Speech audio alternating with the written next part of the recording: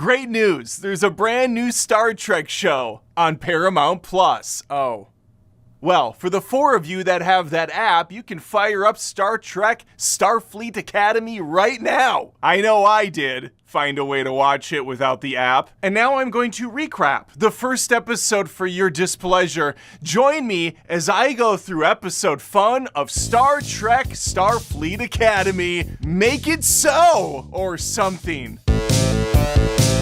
We open with a narration by Elastigirl. She talks about how wonderful the universe used to be until the Great Burn happened. What was the Great Burn? Unclear. We'll maybe find out down the road. But for now, we're with She-Hulk and her son, talking about how one day they're gonna make it to Sol 3, aka Earth. Bad news. She ain't going there anytime soon, as she has just been arrested. Evidently, she was an accomplice of alien Giamatti who knocked over a food supply ship. She just needed to feed her kid. Typically, a theft like that's nothing more than a slap on the wrist. But not in this case. A Federation pilot was killed. So she's gonna be going away for a long time, and her son is now a ward of the Federation. Separating the mom and the kid, not a great look. He does get to keep his stupid bear though, but he's losing the mom. You could say he was orphan blacked. Oh, that was a show Tatiana Maslany once starred in. You know, back when she was picking good projects. Holly Hunter's character, Captain Nala Ake, tries to comfort little Kayla before realizing after a nice hug, he's hoodwinked her ass. He informs her he forgot his dumb bear Scrap in the other room. She goes over to get it, and that's when she realizes, in her infinite wisdom, that little piece of shit stole her comm device. And he used it to do something. I don't actually know what he did. I rewound and played this thing back 5 times. They don't ever show what he did. I assume there was a transport ship he got into. We don't see it though. There's no establishing shot. Maybe he hid in a locker and then he just waited for the all clear. It's such a weird way to start the show out. Probably because the writers realized, yeah, he gets into the ship and then what? He's able to pilot it, he's able to activate it to go somewhere. It's just ridiculous right out of the gates. Fast forward, 15 years later. Beep.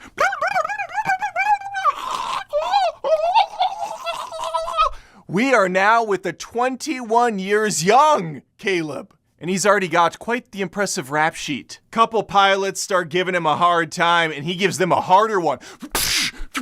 As he beats the shit out of them using checks notes, lightsaber nunchucks. One guy gets zapped right in the balls.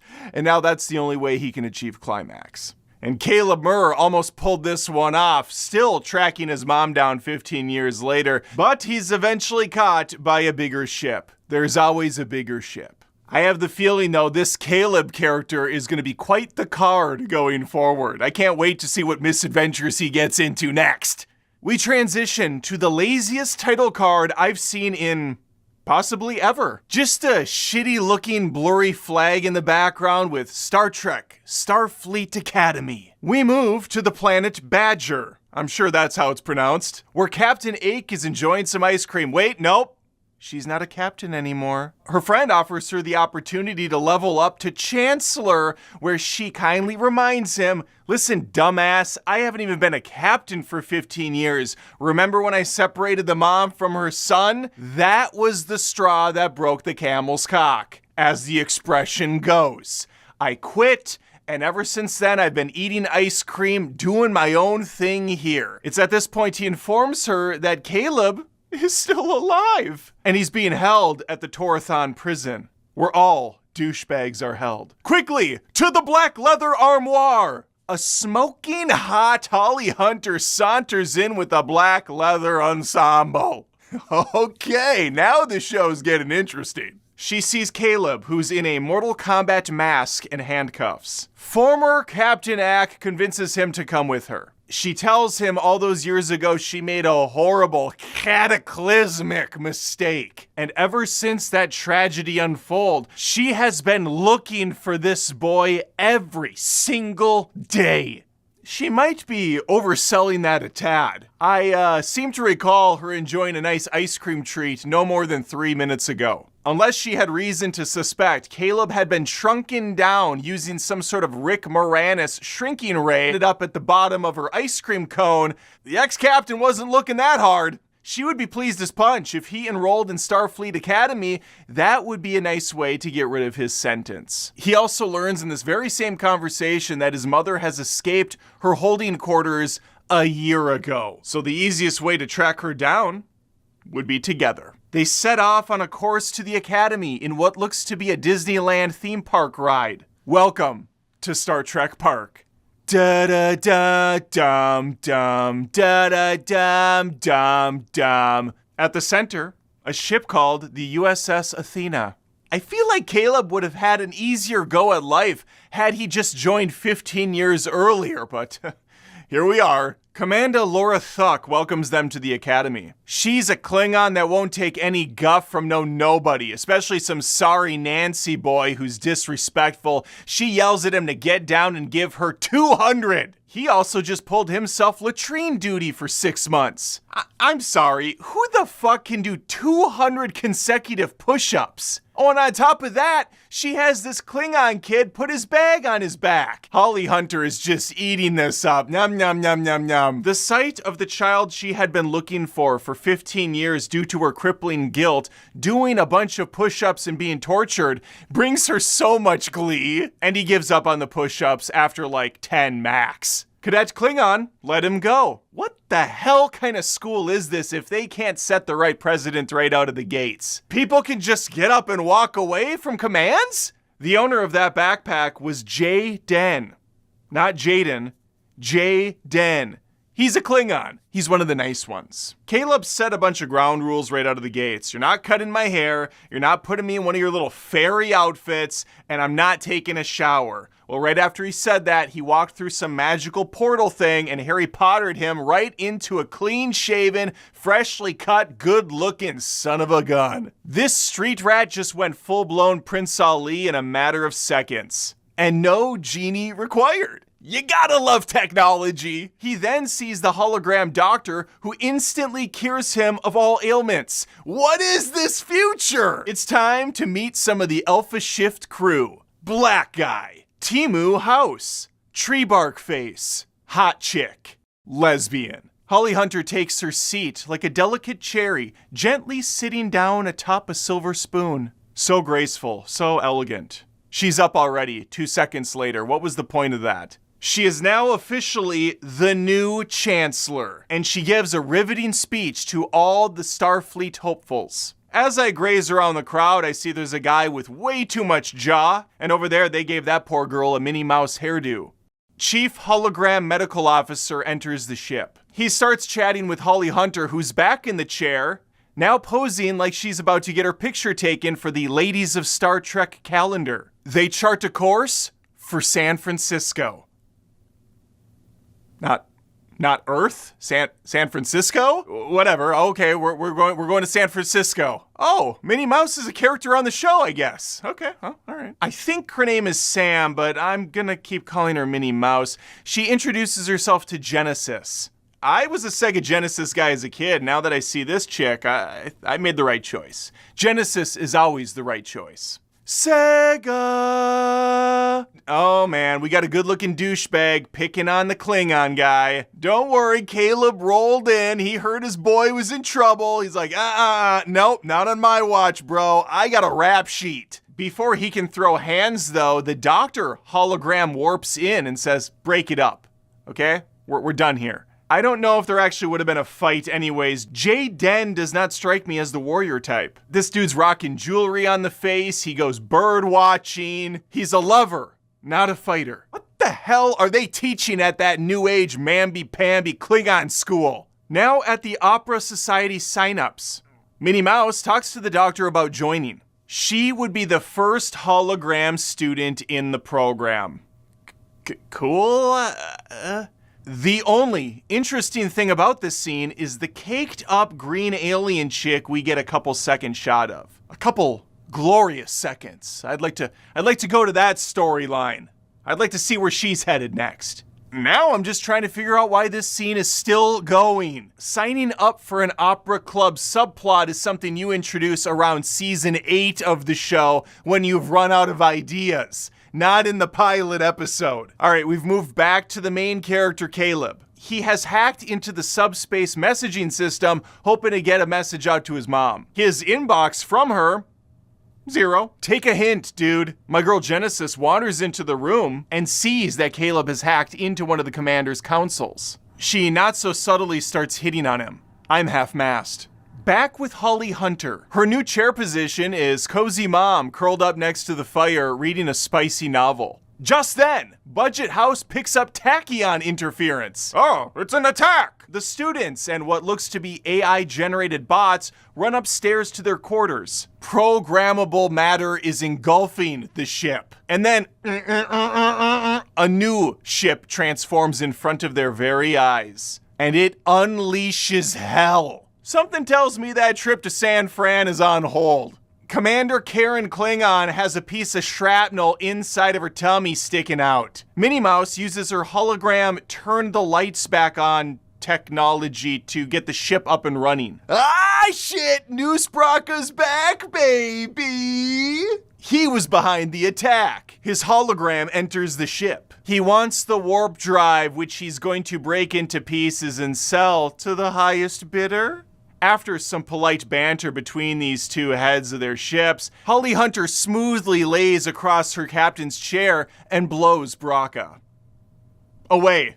Blows Braca away. Get your head out of the gutter. Caleb, ding, has an idea, and I can't even understand a second of it. He's talking some goobly-goo shit about hacking into this and manifesting that and putting the who's it into the what's it. The only thing I understood was he's got one shot to get this right.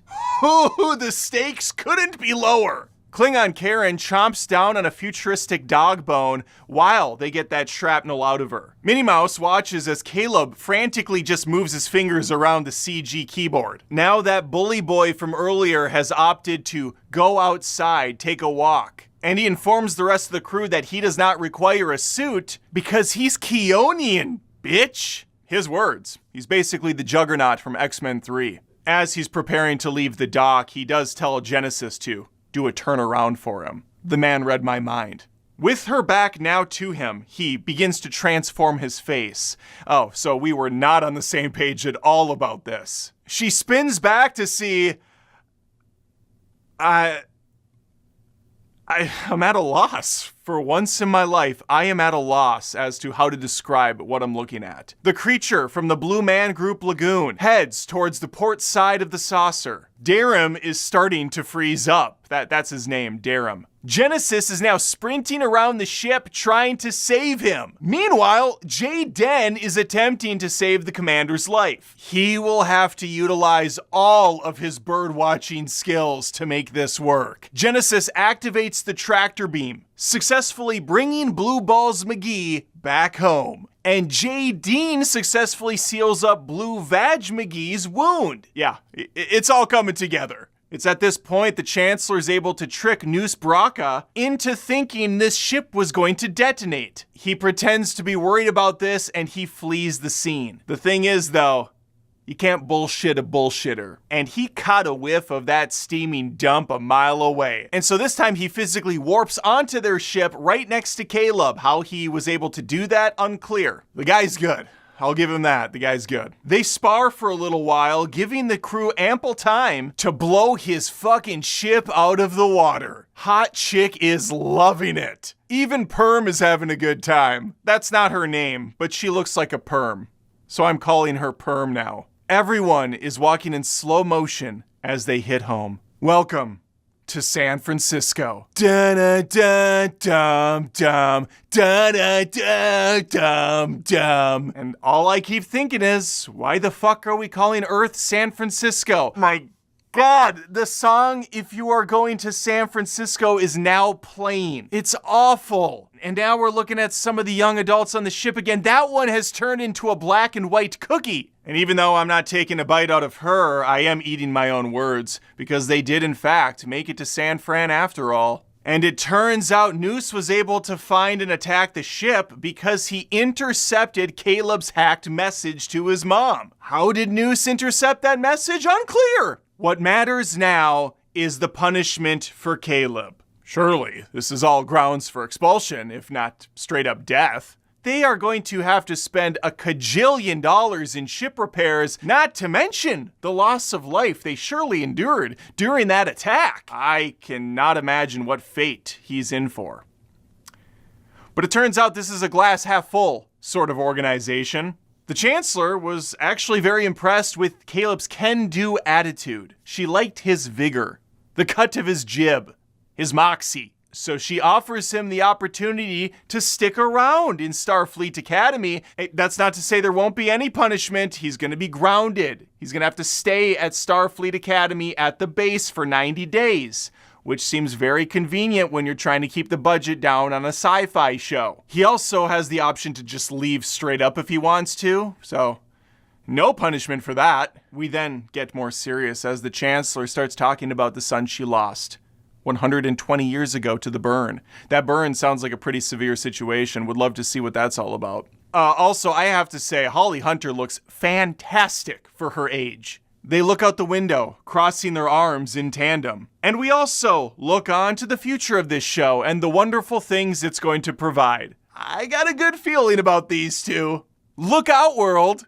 Here they come. And there you have it, episode 1 of Star Trek Starfleet Academy in the can. We open with Holly Hunter giving a pep talk to the new recruits. And wouldn't you know it, she keeps talking about that great burn that happened 100 years ago. Sounds like it was a pretty intense and serious situation. And apparently I needed to watch Star Trek Discovery to find out how it went down. Or I can just glance over the informed viewers in the comments. They told me it essentially boils down to an alien baby crying, which destroys a whole bunch of warp drives or something like that. I honestly don't care, but I feel like I'm very much up to speed. Lura Thuck is yelling at her students in the rain. This bitch is always yelling. And as a point of observation, short of course for observation, this looks to be the same lot they filmed Disney's Camp Rock on, because it looks like Disney's Camp Rock. In the last recap video, I really showed my ignorance as I misspoke about the race of this woman. She's not just a Klingon. She's a Jem'Hadar Klingon hybrid. Oh man, to be a fly on the wall during that lovemaking session. What a glorious spectacle it would have been to see the first hybrid baby come into this world. We're back at what looks to be a futuristic bank lobby. Chancellor Ack is still blabbing on about God knows what at this point. She did say the thing about boldly going where no one has ever gone before. And I think that Klingon Jem'Hadar love child knows a thing or two about boldly going somewhere new. To be a fly on the wall! After what felt like 8 hours of non-stop talking, Holly Hunter mercifully stops, and all the students clap in celebration. Wow, we have a nice long intro now for the show that I will gladly skip over. And oh my god, some character from an Illumination film just walked by. I liked that. I want to see more of that character. Caden walks out of a classroom with a jar full of blue mucus he needs to keep a handle on, and he's about to meet his new roommate. Sure can't wait to see who it is. No! No! No! You have got to be kidding me. It's that blue puffer face guy, Darum? They might as well be in a Taylor Swift music video, because these two, they have bad blood. It's kind of a long walk to get to such a lame joke. Let's move on. It just dawned upon me for the first time after watching Cadet Master Thook and Holly Hunter walking down some random hallway that the uniforms the Starfleet have are not uniform. I don't like that. That triggers the OCD in me. They walk in on the kids fighting because they don't want to be roommates. The Chancellor walks over to a meet and greet with some of the upper management. She has no shoes on. Quentin Tarantino would give this a 10 out of 10. They're chatting about the Betazoids rejoining the Federation. There's a dude with a stick clearly way up his ass who doesn't think this is a great idea to bring them to the campus, but our new Chancellor is super chillaxed. She's hip. She's got it. Huh? She walks around barefoot, for fuck's sake. Caleb's now slacking off at the temporal mechanics class. I hate him. He's continuing a search for his mother on the fancy tablet all the students have. He then insults the teacher for no real good reason outside of he's a dick. But I appreciate the teacher calling him out on his BS and says, "Why don't you come up and share something about yourself with the class?" And I'm not gonna lie to you, for a brief couple of minutes, I thought to myself, wow, I feel like I'm watching an adult show right now. There's some deep conversation happening. The teacher's really putting this idiot in his place. I was a bit shocked and impressed. So naturally, this had to happen next. Caleb, shot out of a cannon, storms out of the room, ramming into Minnie Mouse. Her specimen jar splashes all over him, prompting the students to laugh at his folly, as they should. Then a hologram doctor shows up and sprays him with wacky foam to put out the danger. How is it that this school has an insane amount of technology? You can get a wash, rinse, and a shave just by walking through a portal door. They can cure you of all diseases by wiping a wand in front of your head. Yet, I see students in wheelchairs. Are they just electing to want to sit and not walk around? Is that the thing? You're telling me they haven't cracked the code on this one yet? Now outside, Caleb attempts to play hooky when he's stopped short by a Rachel Weisz-looking lovely individual on a bench. She walks weird. Maybe she used to be in a wheelchair and they're still trying to work out the kinks. She reads his mind and tells him he's conflicted about leaving. He's really on the fence about it. Oh, I see why she has walking issues. Her heels were put on wrong. The heels are going this way instead of this way. No wonder they can't crack the code on the disabled. They can't even figure out how to make shoes work right. During Federation talks, the Betazins are playing hard to wet. Oh man, in comes that incorrigible Caden. I hate him. He's now covered from head to toe in what looks to be giant cum. Rachel Weisz Jr. requests a tour of the campus from Sea-Dog himself. He informs Chancellor Elastigranma that he will do the tour on one condition. He wants access to the cartography lab for at least an hour so he can look for his mommy on this supposed planet Goja. She informs him not to screw the pooch on this tour. It will have dire consequences, could potentially lead to life and death situations. Caden, who's always a fun wild card, responds, "Cool, I love it here." I don't care for him. Now at the James T. Kirk Pavilion, hey, I know that guy. I miss that guy. Caden shows Rachel Hot Legs Weisz Jr. around. Over there, we see my girl She-Hulk again. In that area, you can witness futuristic douchey hacky sack players. No matter the time period, no matter the tech, you can set your watch to one thing and one thing only. There will always be a couple of assholes playing hacky out front. C-Money takes this opportunity to ask her for help tracking down a planet. Using one of her cool powers, she does a force wipe across the panel, which reveals super secret plans, including the planet he was looking for. There it is. Goja 5, baby! She quickly wipes it away and then randomly mentions that they have naked weddings. What? But we have no time to dwell. We are quickly back to the boring negotiations. Kinda wanted to hear more about the naked wedding stuff. Negotiations have unfortunately hit a wall. Caleb takes this opportunity to smoothly ask Hot Legs if she wants to see a thing. My man. All right, finally I'm on the same page with this guy. Oh, for fuck's sake! They are watching a pregnant CGI whale slowly moving around in its pathetically small captive container. This is some SeaWorld looking abuse going on right here. And it should go without saying, but Sea-Dog and I, we were not on the same page at all when he said, "I want to show you a thing." Right before this prince sneaks in for a kiss, bam! Dad comes in and cockblocks him. We now open with some opera singing by Hologram Doctor and Princess Snaila. That was supposed to sound like Princess Leia. I was combining Snail with Leia. It didn't work, okay? They don't always work. My girl Weisz is back, now looking like a hooker from an Assassin's Creed video game. And I spied with my little eye a She-Hulk cameo for a second too. I want to go where she's going. I didn't point this out earlier, but Hot Legs' dad communicates through sign language. And even though I don't know sign language myself, I do have a universal sign for him for wasting all of the time this episode. It's a good old-fashioned live long and go fuck yourself. Rachel Weisz Jr.'s big brother stops by for a second. I don't know his name. I'm just going to call him Chet. He looks like a Chet. He tells his little sis to go after Caleb. He's been making googly eyes at you from across the bar all night. Run to him, sister.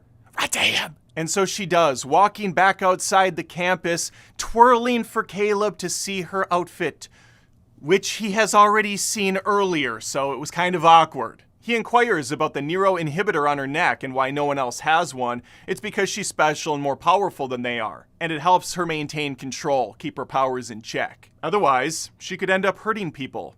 Caleb liked that. Oh no, he finally opens up a little bit and tells her about his mother being lost in space, and that's why he wanted her help to find the planet so he could track her down. At first, she took that as an insult, thought he was manipulating her, and that he didn't care for her at all. Who couldn't care for you? You are precious. But quickly, she sees the folly in her ways and apologizes. Caleb, being the great guy he is, naturally, pouts and storms off. What a douche. That's not the only thing that's gone wrong. It looks like the negotiations have gone south. The Chancellor really screwed the pooch on this one. And this alien race, they're gonna be leaving in the morning. Holly Hunter heads over to Caleb's room to find him shirtless reading on the bed, as all guys do. God, they're talking about his mom again. She sounds wonderful. Sure glad I got a full checks notes 2 minutes with her. The next morning, the Betazoids are preparing to leave. Caleb interrupts their departure, seizing the opportunity to speak with Hot Legs one last time. And he has removed the mask and the facade, full honesty, full dick out. And it works. He convinces her to bring her dad back to the table for one last talk. The Federation offers to build a brand new building on the planet Betazoid, or whatever it's called, if they drop their walls. They really enjoyed this offer, and everybody just kind of starts to stand up randomly. Looks like C-Money really made it happen. And as a reward, Holly Hunter is able to access new archives previously locked away and finds out that C-Money's mom has been on the run. She left the planet they just found out exists a couple months back. So she's alive! And they're gonna find her. Yeah, it's all coming together. The episode ends with Caleb helping his bully roommate make his bed. The new comic relief character that's there with him suggests they build a fort. Laugh. And there you have it, Starfleet Academy Episode 2 in the trash. We got introduced to some new characters, we shared some laughs, and I really hope we see a lot more of Rachel Hot Legs Weiss Jr. in the future. That, and of course, my alien She-Hulk gal. We're back to embark on Saved by the Star Trek Episode 3. This week, the stakes couldn't be lower, as we are thrust right in the middle of a turf war of sorts. I don't know about you, but I sure can't wait to see what shenanigans these young whippersnappers get themselves into this time. Join me as I recap Starfleet Academy in all of its glory. Let's begin. We open on the sleepy campers. This episode is narrated by Darren Ramey. We catch him proteining up for the morning workout. He's last to bed, first to rise. He's a go-getter! And even though he's out of bed, he's in for a rude awakening, as he bumps into Genesis in the hall, who has already finished her workout for the day. It's gonna be hard to keep up. Now in gym class, we see a bunch of fresh-faced cadets getting in tip-top shape by a very out-of-shape coach. Some things never change. Yes! My girl Rachel Weiss Jr. is back, baby! She is the best thing about this show. The AI-generated bots scan the cadets who want to sign up for the Cadillac crew. That can't be right. It's Calica. They're signing up for the Calica thing. Oh shit, here we go. Caleb just got struck in the face with a ball. While obviously it's not his first rodeo getting a ball on his face, this one was not prompted. Some Vulcan piece of shit and his crew from the War College roll up on these guys. Yeah, looks like we have a good old-fashioned school rivalry in progress. Lura Thuk is not having it. She yells at them to knock this crap off and get the fuck off her court. Okay, this is more my love language. Things are steaming up in the co-ed locker room as we get to see Genesis sporting a very tight fit, along with a couple of twinks. Suddenly, they all get teleported to different locations. Just then, the War College representatives get on the Jumbotron, taking credit for this whole kerfluffle and saying, hey, there's more to come. Dara mutters, this is war. You're goddamn right it is, bud. Title card hits, and we're off to the races. Thuck informs Chancellor Holly Hunter that a prank war is at hand, and this is going to escalate to a full-blown PR nightmare.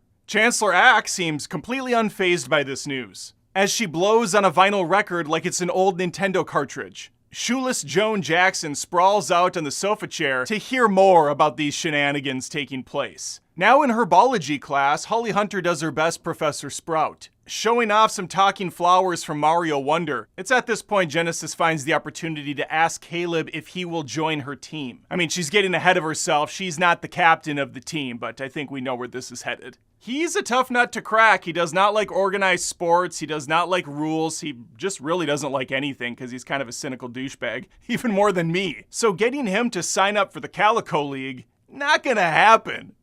Oh, it's Calica. I keep saying that wrong. And it does happen, actually. She convinces him almost instantly. Every single time that there's some sort of a conflict, it is controlled within a matter of seconds. Speaking of tryouts, here we go! Thuck is laying down the ground rules. The reactions from the students are all pretty reasonable, except for Minnie Mouse, who's giving the dumbest fucking expressions I've ever seen. What is she reacting to in this manner? Professor Coach Jet hops in mid-speech, so we got two ladies running this thing. She's accompanied by some bizarre hip-hop music that just kicked in. That's going to be another reoccurring theme for this episode. Really low effort, what sounds to be royalty-free music. This one in particular sounds like it's one of those pre-installed loops you get in a Casio keyboard. We watch the recruits make their way through a very intense obstacle course that looks to have come right out of X-Men 3's Danger Room. That is not a compliment. Lura will not shut the fuck up either, yelling constantly throughout this. I did get a quick glimpse of my girl alien She-Hulk. That was nice. That was a nice moment. We have a montage of the Starfleet gang ringing bells. Gripping stuff. Worst laser tag ever. When preparing for the next round, Caden decides to show up finally. Thanks for coming, dick. Even though he was late, he brought with him some truly impressive skills. As CD performs a series of little hops over rocks, it's really, truly awe-inspiring stuff. Meanwhile, Minnie Mouse gets shot like 3 times, but they just go right through her holographic body. That seems fair, although her character makes absolutely 0 sense, so whatever. It's at this point Genesis decides to dish out one of the worst burns to ever have burned, and that's including the burn that wiped out a whole bunch of people. She says, and I quote, "Little feedback. You aren't trying hard enough. It's making you stupid." Bad? Just bad. Caden's checking out his gal Rachel Weisz Jr., really working on her basketball power squat shots. Finally, something I can get behind. Literally. That's too much. I'm a married man. He plays her in a game of one-on-one b-ball, but he's not putting any points on the board. After a conversation that felt like it went on for 85 hours, she walks away with a no-look basketball swish. And here all I'm thinking is, Clone Ripley did it better. Tryouts Day 2. Same dull location, a different dull game. It's a head-to-head to determine who will be the captain. Raimi v. Genesis. And you better believe it when I say this is a close match. They shoot 7 different targets in tandem, hitting them at the exact same time. It's 7-7. How is it even possible to be that accurate and that in sync? Unclear. But we know Caden. He's willing to do whatever it takes for a win, so he gets in Jenny's mind by throwing out the daddy issue card. This stirs up some emotions, allowing him to take those 2 final shots and become the team captain. 10 points for Douchamore! Durham is hoisted by his teammates to celebrate the victory, but it's a short-lived one as that Jumbotron fires up again, this time showing a gag reel from the tryouts. It's a series of follies that squarely focuses on the idiot comic relief character and Minnie Mouse running around hysterically, frantic she's going to get shot, even though she can't get shot. We're now with Holly Hunter, who looks to be wearing a fancy dinner napkin as a shirt. She just never wears shoes anymore. That's her thing now. She's having a drink with Commander Kelrick. And she's also not so subtly accusing him of handing over that blooper reel footage to his team. During this conversation, she contorts herself in about 5 different positions. Just decide on one and stick with it, lady. Raimi is furious and wants to strike back at the War College, but Genesis is not on board. I imagine it's going to be a long road ahead before those 2 patch things up. In the atrium, the 2 teams get ready to spar without the consent of the management. And for the Starfleet Academy, also without Genesis. Like I said, after that jab against her father, I foresee this being a long road ahead before they patch saying, oh, she's there! Okay, she's already ready to play again. Well, that conflict was resolved in literally the next scene. Amazing! This is a capture the flag scenario of sorts. Each team has a mascot and they have to attack the other one using teleportation guns. It's morphin' time! Some of the shittiest low-grade music you've ever heard accompanies this battle, I guess? While we watch as the best of the best perform some truly unimpressive feats of strength. For instance, we see Minnie Mouse do a roll on the floor, which is very akin to something a 1.5-year-old child does. Quick, Caleb, do a barrel roll! My man somersaults to the ground and takes out one of the opposition. Unfortunately, it's not enough for Starfleet to put up any points, as it is now 0-3. And guess what, fam? This only goes up to 4. Genesis calls for a timeout so they can come up with a strategy. But this just in, Genesis, you're not the captain! So the game's back on. Cadet Ramey says fuck it and sucker punches Spunk right in the face. That's not his name, but he is a Vulcan and that sounds similar to Spock, and it's also a slang for ejaculation. This is a highbrow show.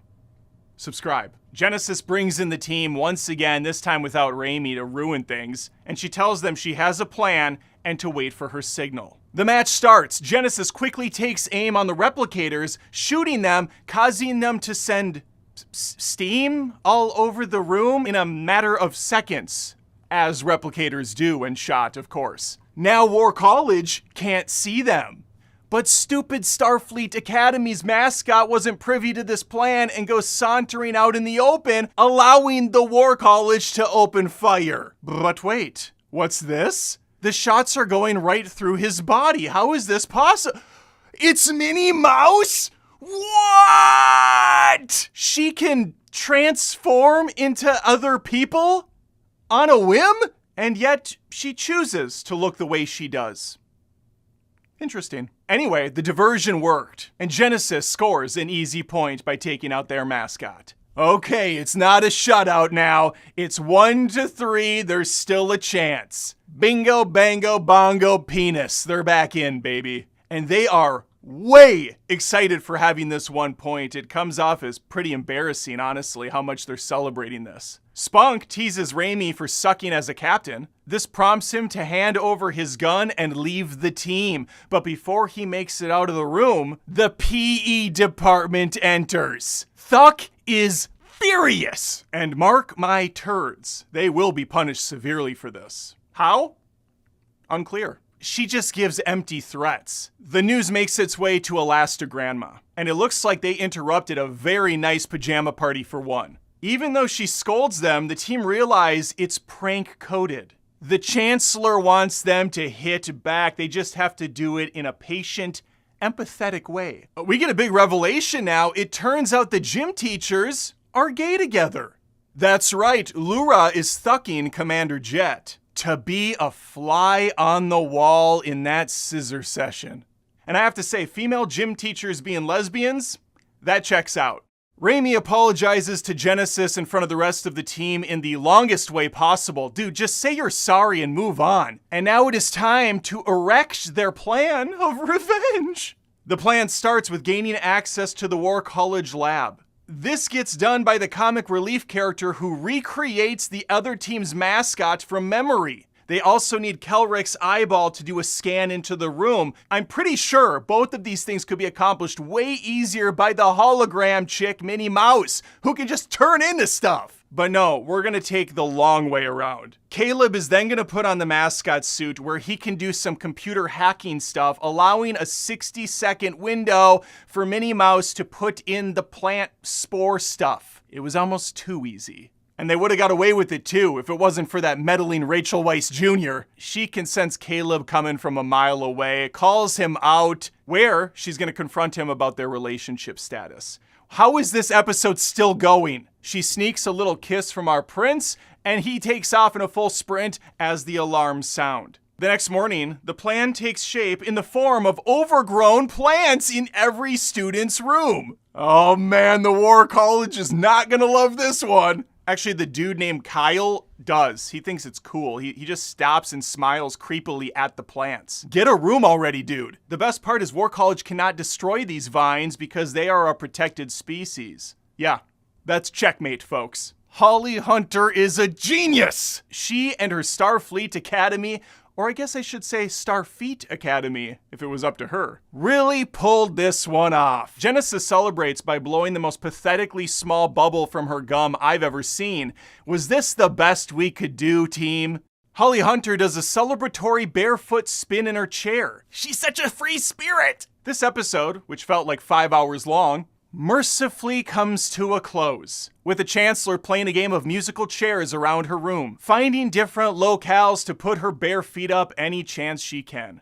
Raimi closes out his gripping narration, and I have a feeling this is going to be the playbook going forward. We're going to get a different vantage point from the different recruits at this school. I will say the Letterman jackets they bust out at the end are pretty slick. Even our jaded Caden can't resist upgrading his fit to one. And there it is, another Starshit Academy in the can. Sure hope the youth of today is enjoying this, because it's not doing a thing for my old bitter ass. Captain's log, stardate 90210. It's time to check in with the new class of Star Trek, Starshit Academy. Set your phasers to dumb as Adam and I comb through the entire episode, recapping all the major events. That's right. Murr from the Impractical Jokers is randomly here. Adam, in his infinite wisdom, thought I'd be a good guest on the show. Why? Because I'm a fan of his and Star Trek. Wonderful. All right, there is barely anything to cover in this episode, so we're not going to waste any further time. Let's start the recap. We open in a fart cloud, making our way inside the USS Athena. The Chancellor explains they're on the third day of their first official space flight, circling a nebula. It's a bit hard to make out what she says, though, because she sounds like your drunk aunt at a wedding ranting about how she could have done something with her life. Guess what, Aunt Karen? You couldn't have. Would be nice if she ran a brush through that rat's nest of a hairdo. You are the Chancellor, for Kirk's sake. Act like it. Hologram Doctor is teaching the class about who the fuck cares. Speaking of fuck, he curses in the scene, which upsets Timu Martin Herlihy from SNL. Speaking of upset, Klingon Jay Den is nervous about public speaking. I don't know about you, but I sure can't wait to see where this riveting story arc takes us. The class forms two lines for a quick debate gauntlet. Caleb Meir destroys everyone. Here comes a new challenger. Cadet Jay Den Craig completely freezes like a Klingon bitch. Caleb reprograms a bot to bring him and Jay Den some grub. Is there anything this man can't do? Yeah, find his mom. Oh, Jeter! Too soon. Jay Den is vegan because of course he is. Now in Chancellor Ack's office, the Craigster has been informed that a Klingon ship containing 8 different houses has had mechanical failure. His parents were on that ship and could potentially be dead. J-Town puts on a brave face and excuses himself. The Star Trek title hits. We are now on planet Krios Prime, 16 months Richard prior. Jay Den is with his family as they prepare a lovely stew. Father Cragg shows off a brand new bow, but J-Town has no interest in such things. Deep down, he'd prefer to watch birds. J Money recants a time when his bro found him a Starfleet transmitter in the woods. It is a forbidden item for his tribe to possess. But Jaden's brother wanted to help feed his curiosity. Careful, Jay. Curiosity killed the Klingon, as the expression goes. Yes, as the expression goes. Back in present time, Dr. Hologram announces there will be a big battle of the words coming up, but the rest of the class is not too enthusiastic, mainly because they have that whole Klingon disaster on their minds. Jay Den takes a stand and wants the debate to focus on this current catastrophe, which is why this is the most important episode of Star Trek ever! I, for one, can't wait for this to be over. Captain Manscape reveals to Chancellor Elastigramma that the Federation found a potential new home to replace Kronos. It's a lovely one-bedroom. Unfortunately, those Klingons are a stubborn bunch, refusing any help from the Federation. The Chancellor wants to present this intel to Jaden, hoping that he can convince his people to reconsider their bullish ways and take the help that's being offered by housing themselves on this brand new hospitable planet. He will have to harness all of his newfound debate skills moving forward. Back on the flashback Sepia planet, Jaden's brother Thar gets stabbed by a traitor. He was trying to trade for more Federation gear, right? For his brother. It's dumb. With his final breath, Thar singles out his brother, giving sage advice about how Jaden is enough. He's perfect! As he was dying, he didn't think to say anything to his parents, who were also right next to him. Parents are probably like, well, okay, well, fuck you then. They get 0 goodbyes. We're now privy to a meeting between Holly Hunter and Gandalf the Klingon. They appear to have some kind of history together.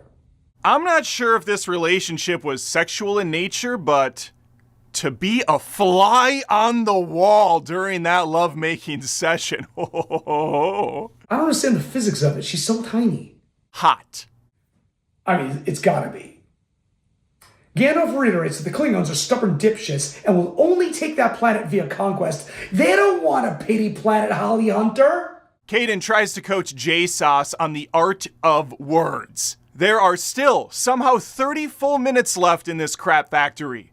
Jaden goes full Ron Weasley for a second on his buddy, reminding him that he doesn't have a family to think about. What a dick. I'm pretty sure he has a mom somewhere lost in space that they focused on really hard in the first couple episodes. Now, did he forget? Caden spotted a hot pair of legs and all bets were off. Mom who? Back to the Chancellor and Gandalf. They're sitting around a roaring fire. There's smooth jazz playing. Things are starting to get hot. Finally, some hot, steamy action this episode, and he's gone! Come on! To be a fly on that wall. Flashback time. Again. Jaden's dad is bitching him out for hiding Starfleet tech. He commands that his son shoot a bird out of the sky, but my boy refuses. His father Karen's out, grabbing his bow and completely missing the shot. What a douche. He shoves his son and storms off. The Starfleet trinket lay in ruins on the ground. Symbolism. For this show. Darren interrupts Jaden sulking to bring out some rage in the guy, get him to let out his emotions. It's time to stop concealing and start feeling, Elsa. Was that a Frozen reference? You bet your ass it was. This is highbrow shit. Subscribe. The two gentlemen clasp hands and do a Wakanda Forever chant or some shit. They are uncomfortably close at this point. Kiss him. Kiss him. They just stand there looking deeply into each other's eyes for a really, really long time. And now this is the only way I can reach climax. Side note, a lot of rooms in this show appear to have been lit by J.J. Abrams himself. There are light flares all over the place. We've made it to the grand debate. The Chancellor has not taken up my suggestion to throw a brush through that frayed carpet of a hair. Hell, they have a machine you can walk through and bippity-boppity buttfuck that hair is completely straightened. The sparring begins. This is the greatest gladiator matchup in the history of the world. Klingon versus man. Day versus night. Son of Kar versus douche of She-Hulk. Things get very intense with the two right up in each other's grill. Kiss him. Kiss him! Cadet Master Thuck has a one-on-one conversation with J-Town. Conversation, of course, short for conversation. Yeah, no shit. J-10 reveals that because his dad has the aim of a stormtrooper, they abandoned Jay's ass on Sepia Planet. Thuck sees it differently, though. She believes his dad missed the shot on purpose, a way of letting him go. And do any of us care? Any of us about this? Oh, well, that's nice. They left their son on a planet alone just days after his brother was murdered. I mean, that's just good parenting. Hey, thanks, Dad. Dick. With a new sense of purpose, Jaden takes the stage again. This time, like Jaws 4, it's personal. Is it?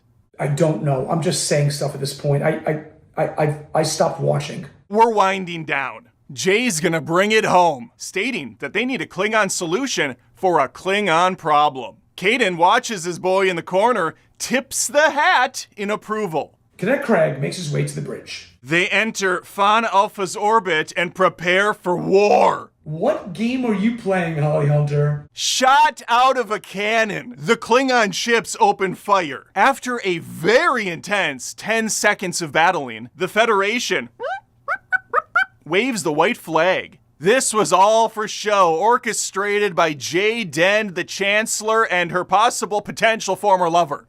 With a victory now under their belt, the Klingons can claim the planet was a spoil of war. And isn't that fucking convenient for everyone? Jaden seems pleased, grazing around the room for some confirmation of his success. Did Holly Hunter just have a stroke? I think that was a wink in slow motion. Gandalf gives Jaden the hunter's bow as a gift. He's not even going to use that thing, jackass. Why would you give... Oh, it's like a symbolic thing. Yeah, that makes sense. He also informs the kid that his shitty parents are still alive, now taking up residence in that new planet you got for them. Here's an idea. Why doesn't Jaden kick his parents off the planet like they did to him? I mean, they home aloned him and never came home. In a real American Tale moment, our little Fievel remembers that his mom is still alive and she's somewhere out there. J-Dum sets down his now fixed locator, and this crapisode finally comes to an end. I said, goddamn, what a rush! Well, there you have it, another episode in the dumpster. Set phasers to come, as the hottest episode of Star Trek Starfleet Academy just dropped. There's drinking, there's clubbing, there's flirting, and some lessons are learned along the way. I have been painfully sitting through this miserable series from week to week, recrapping every big moment. Today, we journey through episode 5, focusing on Cadet Sam. Goody! We open with a graffitied CBS logo in Comic Sans font. Now, that's really gonna set the tone for the rest of this episode. And as I previously stated, it's Minnie Mouse centric, now rocking a ponytail instead of those House of Mouse ears, so I guess we're just gonna call her Sam, which is her actual name. Sam is an acronym for Series Acclamation Mill. Rolls right off the tongue. She's doing a narration about how wonderful she is, how she's this beautiful, unique snowflake, while we get to watch her dance. What the fuck is this? Her role on this ship is emissary diplomat. And it's really made clear as it's literally written out on the camera, because this entire episode looks to have been edited by an 8-year-old who just got her hands on the fun new effects you can do on TikTok. There's pink font. There's fireworks. Underlining shit. Popping bubbles. 3-dimensional font. It's all here, baby. Darum eats some banana-based hash, which, as we all know, his race is allergic to. He starts vomiting up glitter like he just got back from an all-night rave at the local sausage mill, which is the name of a gay nightclub. I'm told. Sam has to check in with her makers every week for a local update. She explains how she's really into music now. She's got the entire Tori Amos collection on vinyl. Okay, I made that last part up, but she seems like that type of person. Samantha is also trying to understand organic rivalries, which brings us back to the whole War College versus Starfleet Academy shenanigans. This time, Darren is drawing a line with a laser down the middle of the campus like it's an episode of Full House. I half expected him to look at the camera and go, "You got it, dude." Alas, there's no time. We're now with our boy Caleb, who's once more Chris pining after that young Rachel Weisz Jr. They clearly have the hots for each other, but it's complicated. It's time for Samalama Ding Dong to confront the unexplainable. She spots a new professor. I'm going to call her Veiny Face because I'm not creative. Sam wants to enroll in this professor's course because she really wants to get to the bottom of what happened to Benjamin Cisco, an emissary Starfleet captain who was created by godlike aliens, as one is. The professor tells her, "Listen, bitch, if you figure out this whole mystery, not only will I let you in my class, I'll let you teach the damn thing." It's time to figure out what happened to Benjamin Cisco. And there it is. We have ourselves a plot for the episode. The Star Trek title hits. Now around the kids' table, Sam enlists the help of her friends to figure out what happened to the old Deep Space Nine captain. And I'm sorry, anytime I hear the word Cisco, I can't help but think of the artist's masterpiece, simply and profoundly known as Thong Song. Ooh, that dress so scandalous, and you know another can't handle it. See you shaking that thing like who's the ish, with a look in your eyes so devilish. And you like to dance at the hip hop spots, and you cruise to the cruise like connect the dots. Not just urban, she likes to pop like she's living the vida loca. Cisco was supposedly taken from the fire caves to the Celestial Temple, where he operates as some guardian or some shit. I'm sure I don't know. If only there were some Bajorans who could clear this whole thing up. Thankfully, the comic relief character, I'm going to refer to him as Screech going forward, just enrolled in such a club. Sam heads over there now to introduce herself, manages to insult everyone within a matter of seconds. Congratulations. Holly Hunter, while enjoying a nice meal, is reprimanding our little Minnie Mouse. Ake suggests Minnie Mouse head over to the Cisco Museum. Perhaps there she'll find the answers she's searching for. She had dumps like a truck, truck, thighs like what, baby move your butt, I think I'll sing it again. Hunter has to deal with her own problems, aka a power grid situation. Oh, I just had a power grid situation myself. Subscribe. Specifically, she needs to figure out why it's completely down. Kelridge is apparently using the power to heat a portion of the ocean. He needs to heat up a lagoon for a meeting with the Alpharati Chancellor, Amal, and her fire eel guards. I'm just happy we have another perfect couch for Miss Holly Hunter to slide around on. Today's position, a barefoot knee knuckler. Hot. Chancellor Ack wants to mend this feud they have going by extending an olive branch to help out with the upcoming meeting. At least that's what I think she's doing. It's hard to make out really anything Holly Hunter says these days. She is slurring more this episode than usual. Like she's coming down from about 20 milligrams of lorazepam. After a psych handshake followed by a real one, the partnership is formed and it's time to get to soup. Yeah, they're making soup. That's the big thing. Now in the Cisco Museum. Let me see that thong, baby.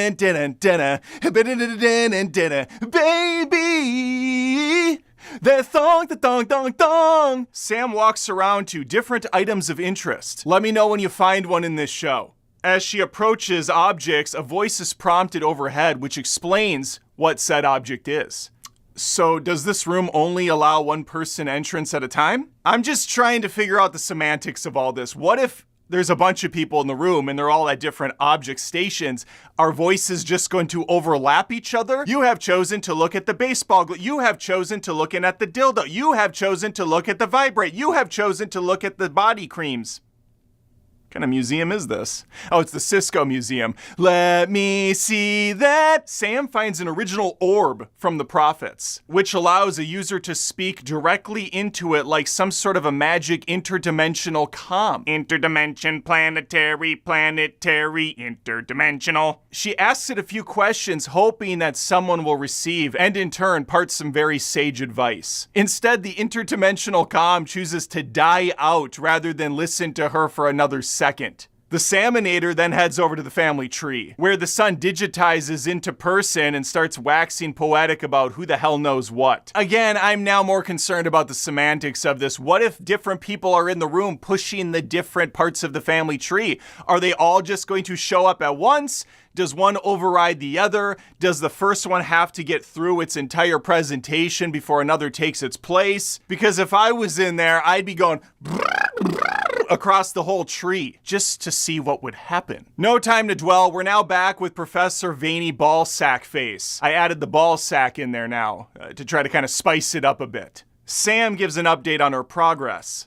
Guess she has no other classes to go to. These students spend less time in class than the kids from Saved by the Bell. Samageddon brings over a bunch of foods from the Cisco family restaurant. She needs her peers to describe the taste to her since she can't herself. This prompts Caleb in his infinite wisdom to access her matrix and make it so that she can taste food again. Well, for the first time. He is perfect! Or is he? Because now we have a series of comical events. He changes her hair purple. He puts a bunch of scarves on her. She's now hearing silly music.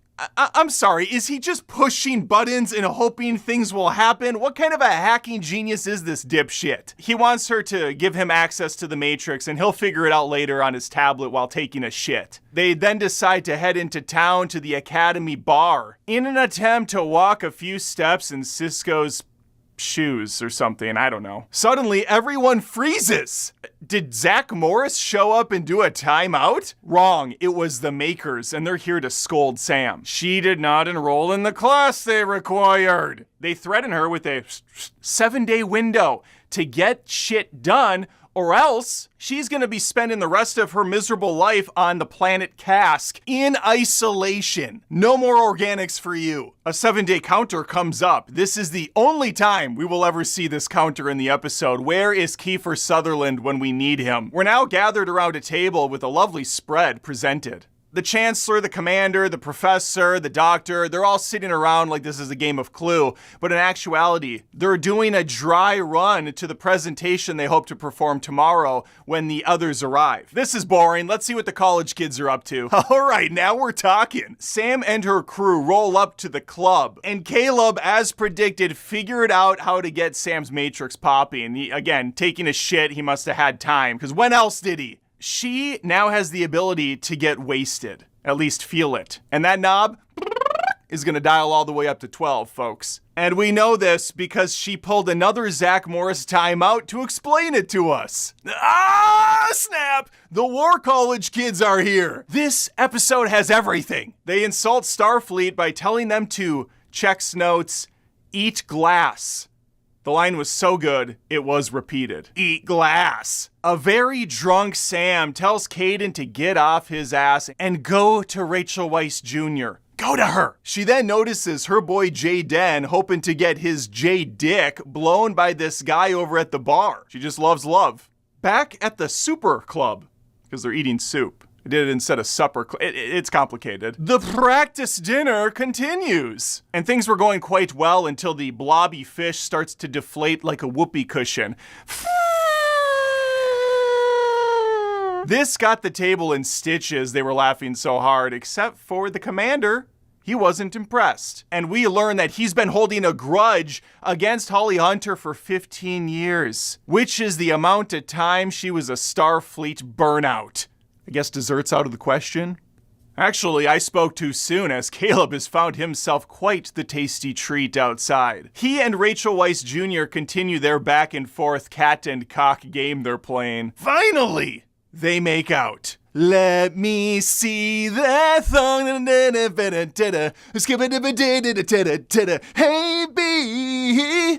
That thong, the thong, thong, thong. The camera gets way up in Samantha's grill. She excitedly rolls her ass up to the dance floor because her song is playing, baby. Ooh, that girl's so scandalous. It's not that song. The song they do play is absolute shit. And War College agrees. We have ourselves a good old-fashioned brawl. A bar fight breaks out. Finally, something exciting is happening in this episode, and it's over! A single punch, a comical pratfall out the door, and it's over. In the sickbay, hologram doctor fixes Sam up. Oh, thank the heavens, Holly Hunter has found a brand new red couch to slide on. She goes full dead woman in a casket pose for this one. Her and her on-again, off-again friend bury the hatchet once more. And no, that's not a euphemism, as much as I would have enjoyed that. Professor Vanes gets another update from Sam, mainly that Cisco's entire life was planned out for him, just like hers currently is. Vanes hands Sam a book that Benjamin Button's son was writing. Yeah, the rumors were true. The book exists.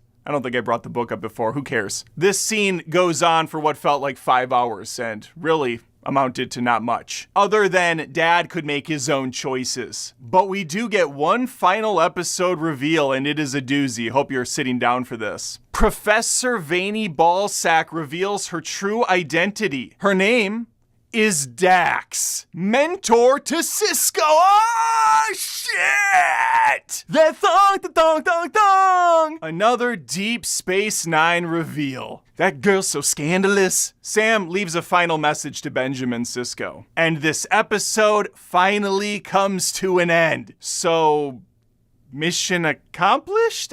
What about the 7-day countdown clock? It showed up once and never again. This is the most anticlimactic shit ever. Is it gonna continue? Are we gonna really keep the counter going for the next 7 episodes? She explains to the makers that she's not perfect and that's okay. She's gonna fail, that's okay. She is perfect by being imperfect, dumbasses. They're not too receptive on that messaging, but she flies out before they can even finish. You may not. Bold move, considering the maker can freeze time, throw you to a desolate wasteland whenever they feel like, basically ruin your entire existence with the snap of a finger. But yeah, no, walk out on a mid-conversation. That's a smart play. And that's all, folks. A wrap on another episode in the can. After some glitter vomit and gay Klingon storylines, it would seem we only have up to go from here. And good news, fam. We go up a little bit from here. The bad news, it was a full hour long. You know, I wish I could spot the exact moment in my life that led me on a path to review every episode of Star Trek Starfleet Academy, but alas, I cannot. We open on a One Tree Hill montage with our lovebirds. And I have to say, there is a scant trace of side boob for a second shot, so this is already better than the entirety of the show. As a side note, the music playing over this montage makes me want to kill myself. Caleb and Rachel Weisz Jr. are in love. She betazoids his brains out in the bedroom, taking him to a safe space full of flowers and yellow hues, and oh look, there's a cute little robotic teddy bear, and then don't touch the teddy bear! We instantly get flashes of Caleb's torturous past. Safe space my ass! God, Caleb is such a little bitch. He's upset that his memory was accidentally exposed while he's banging the brains out of this betazoid chick. Are you out of your mind, dude?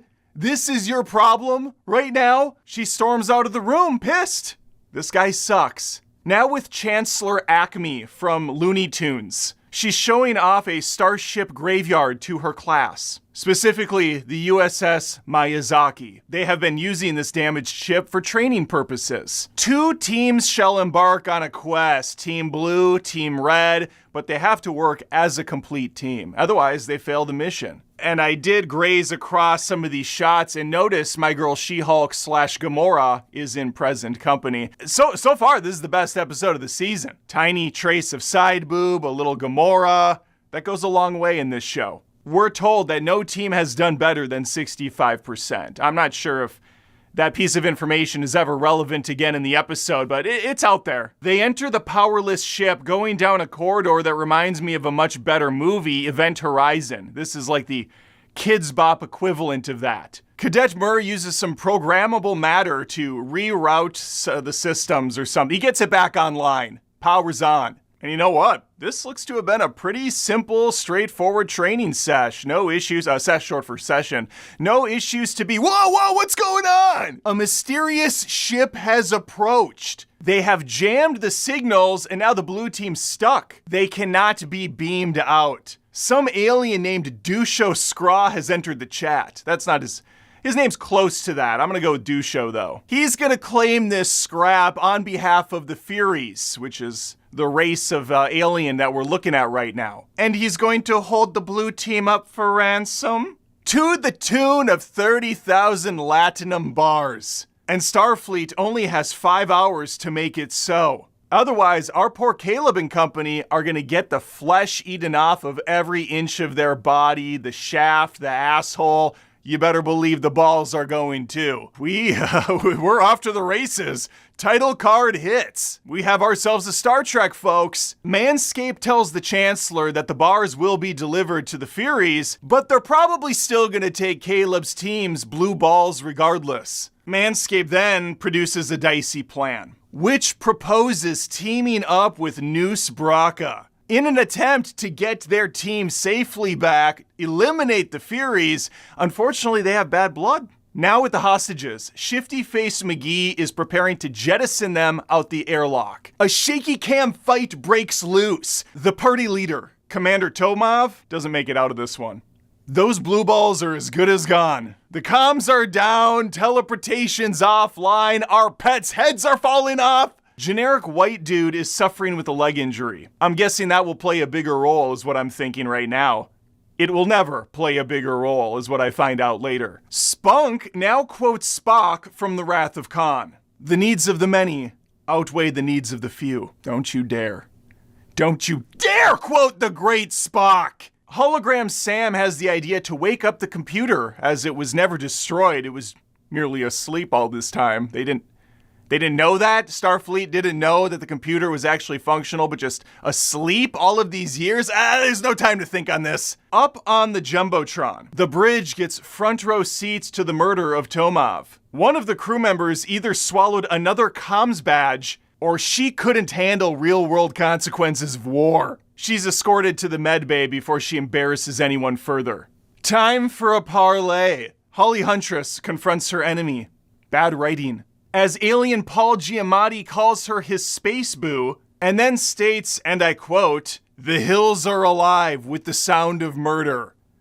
Jesus. Yeah, it turns out people in the future talk like adults attempting to speak like teens. Nuss Bracca's gonna take a whole lot of convincing, or I'm afraid he's nuss gonna do it. Bracca then goes off on a little tangent about how his dad used to beat him and it's really sculpted him into the douchebag he is today. Thanks for the side story. And if I didn't know any better, I would say there's a waft of sexual tension in the air between these two. To be a fly on the wall during a potential lovemaking session between these two would be just chef's kiss. As an aside, there's still a full 30 minutes left of this episode. My life has amounted to nothing. Meanwhile, the team is trying to convince the dumbass computer that the Miyazaki crew was wiped out years ago and the real threat is happening now. They try to make the computer understand and learn of the history of the ship by, checks notes, bringing up comic books. What? Caleb's girlfriend reaches out to him with her Jedi powers. Listen, I love me some Rachel Weisz Jr., but right now she's giving me the worst couple seconds of acting I've seen in quite some time. The fake crying is really taking me out. To be fair though, this actress has to pretend she cares about Caleb, and he's just the worst. Noose puts on some slow jazz in hopes to really lighten the mood. Hate to Bracca it to you, bud. She's not that into you. I'm never gonna dance again. Actually, it seems he gets his nuss off by psychologically torturing this poor old woman, bringing up some past poor decisions she's made in her career. At least I think that's what's happening. I stopped listening. After combing through all of the comic book archives, the computer finally understands that that crew is dead and there's a new one to take care of. The shields are activated. Bracca is promised a lot, but naturally he wants a little sweetener. But Elastogramma sees right through his bullshit. He's actually just scared of these Furies. And she starts shoving him and really being a bully to this guy, forcing some vital information out of his dumbass, which is that the Furies are susceptible to sound. Yeah, so they need to venom this situation. Speaking of the Furies, they're currently trying to breach the new shield barrier. Thankfully, RWJ has entered Caden's mind, and she tells him he needs to bring the Singularity engine back online so they can beam their butts out. He will need to find a way to remotely access this engine room via the Tiny Fireflies program. Yeah, dumb name. If that wasn't enough of a challenge, our girl Genesis has to find a way to pilot a small drone through space in incredibly tough conditions in order to find this cloaked ship. It's like trying to find a needle in a haystack full of needles. Her words.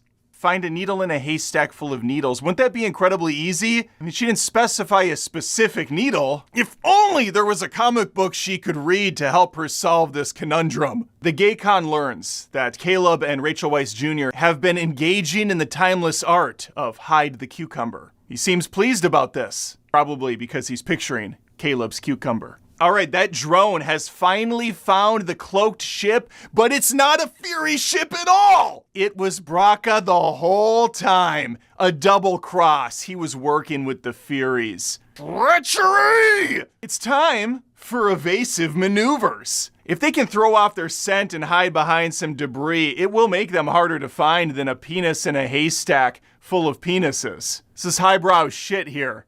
Subscribe. Tiny Fireflies program is in full effect. The Singularity drive is online. Unfortunately, the bad guys have broken through the shield. Get them out of there! No, Sam, no! Sam gets shot. She's a hologram, so I'm not really sure what that does to her. I don't really understand anything about Sam, to be honest with you. Sometimes stuff goes through her body, sometimes it doesn't. I don't know if she has to say, make me invisible, but then why not always be invisible?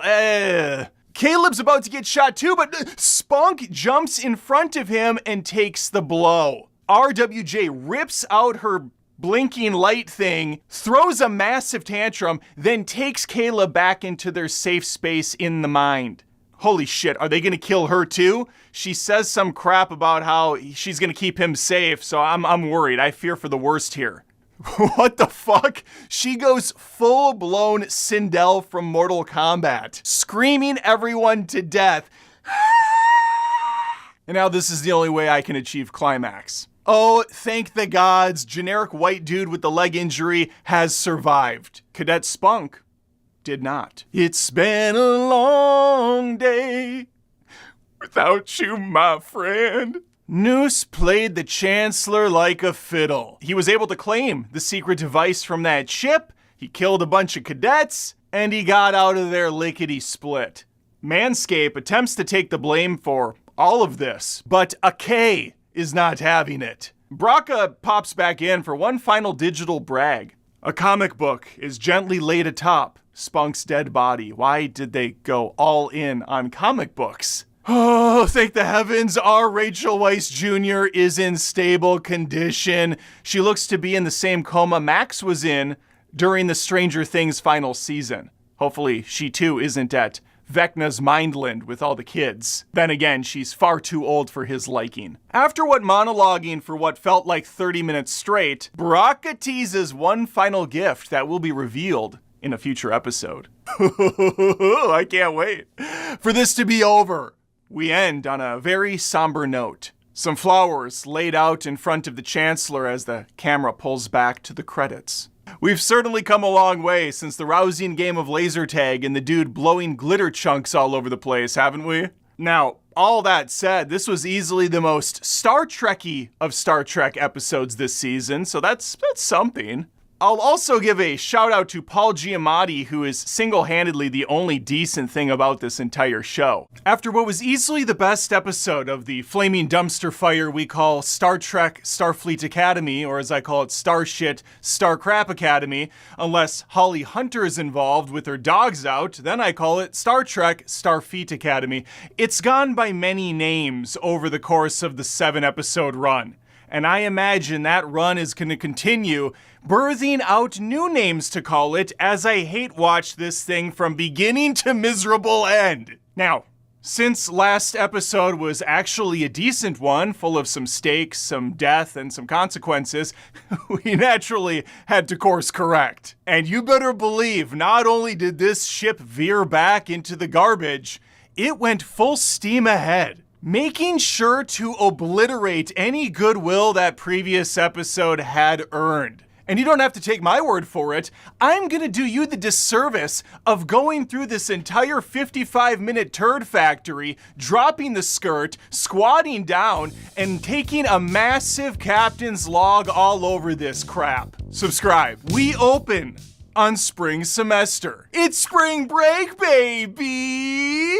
Caleb misses his girl, Rachel Weisz Jr. She's on planet Betazoid while he mourns the loss of Spunk, the guy we knew 3 minutes of from Richard Pryor episodes. It's been a long day without you, my friend. Caleb thinks back fondly on their Boinkfest. We're now with Genesis and Cadet Hairballs Sam. She's currently glitching out like Vanellope from Wreck-It Ralph. I sure hope this plot point goes somewhere interesting. It does not. It resolves off camera the next time we see her. Fuck was the point of that? Genesis, of course, doesn't know this though, so she's quite concerned about her friend. She says to her, and I quote, "I don't like you glitching off alone." I'm sorry, what?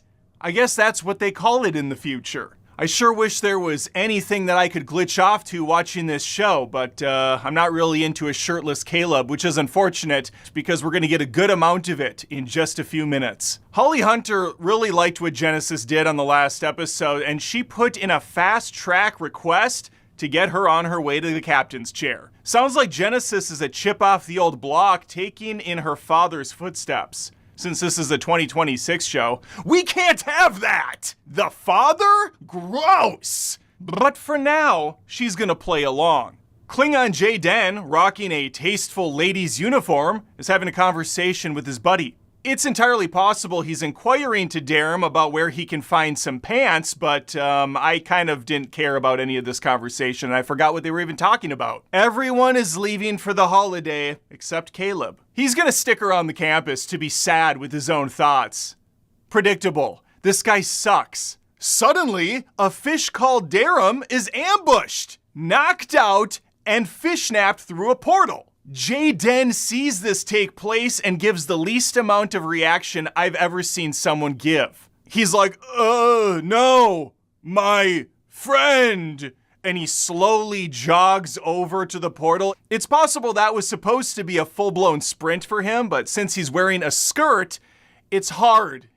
It's hard to get the thighs thrusting. J-Dum eventually enters the portal, and the title card hits. We are now on the Sunset Moon. This is Keonian country. J-Dork comes out of the portal, now surrounded by glowing dildos. He's in heaven. With a rock in hand, and no, that's not a euphemism, he storms into the tent, only to find out this wasn't the hostile kidnapping he initially thought. In fact, it's the opposite. I don't know if it's the opposite. It's a ritualistic thing, because our boy Darum is getting hitched. Before we can really find out what the hell is happening, the scene changes. A shirtless, perfectly sculpted Caleb is having himself a relaxing cucumber spa day.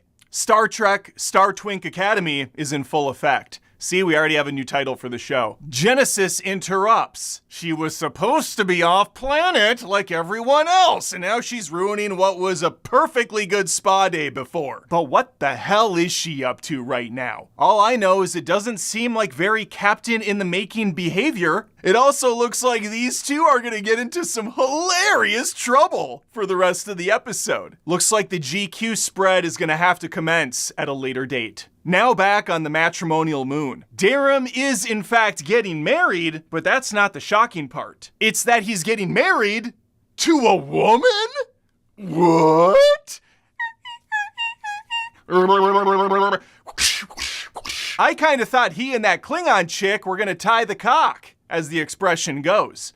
I guess I was wrong about those two. Back with the Zach Morris and Kelly Kapowski of the group, they're playing a game of toxic or not toxic. Oh man, that sounds pretty hot. I can't wait to see what sort of sexy games they're getting into. Oh, as it turns out, they're opening up tubes of mysterious liquids, sticking their hands in, and guessing whether or not it's toxic or not. What the fuck kind of game is this? What a couple of wild cards we have here. One of the substances starts to blow out Caleb's ears. He's going all Will Smith from Hitch on our ass because he was bit by a slug who also has the ability to teleport. Yep, it's your classic teleporting slug. Probably be turned into a DreamWorks movie soon. If I didn't know any better, I would think some hijinks is about to ensue. Dardum is chatting with his bride-to-be about this rushed marriage. Her parents forced their hand to speed up the process several years. They're supposed to now rule, I guess, this planet or something. I'm like half in. All I know is he's into it, and they shall be sealed in the morrow. The slug hunt continues! There is a comical section where the dry teacher comes into the room, sits down because she stubbed her toe or some shit, and the slug starts to drip down a long string of what I have to assume is sperm before Genesis busts out the freeze ray and seals that thing's fate right before it falls into the teacher's mouth. These two are incorrigible! Darum's requesting his wingman, Jay Money, to make sure that this ceremony goes off perfectly. But Jay's not happy about any of this because he's gonna give up. He's gonna turn his back on Starfleet Academy. He's gonna turn his back on their friendship. All for what? Some dizzy broad that just shows up one day and kidnaps the guy off of the Starfleet ship? Mind you, what kind of fucking security do they have at this place where people can just warp in at any time willy-nilly? Now back with Zach and Kelly, they're giggling like schoolgirls, reminiscing of everything they did 2 minutes ago. Remember when we played Toxic or Not Toxic? Oh, that reminds me of the time when you froze the slug. Do you remember that when that happened? When you froze the slug? That was classic.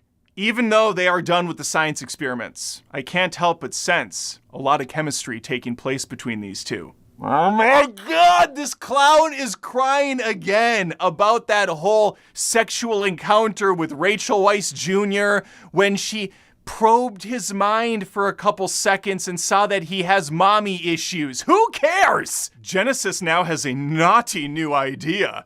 She wants to sit in the captain's chair. What in the fuck game are you playing, Genesis? You know, if I didn't know any better, I would say she's intentionally trying to get in trouble so she doesn't have to become a captain herself and follow in her toxic male dad's footsteps. Chancellor Aki is not going to be happy about this. A few seconds later, Genesis straight up admits that is the goal. She doesn't want to be in the shadow of her father. She wants to forge her own path, and all I'm thinking is you have daddy issues and I've never been turned on by anyone more in my life.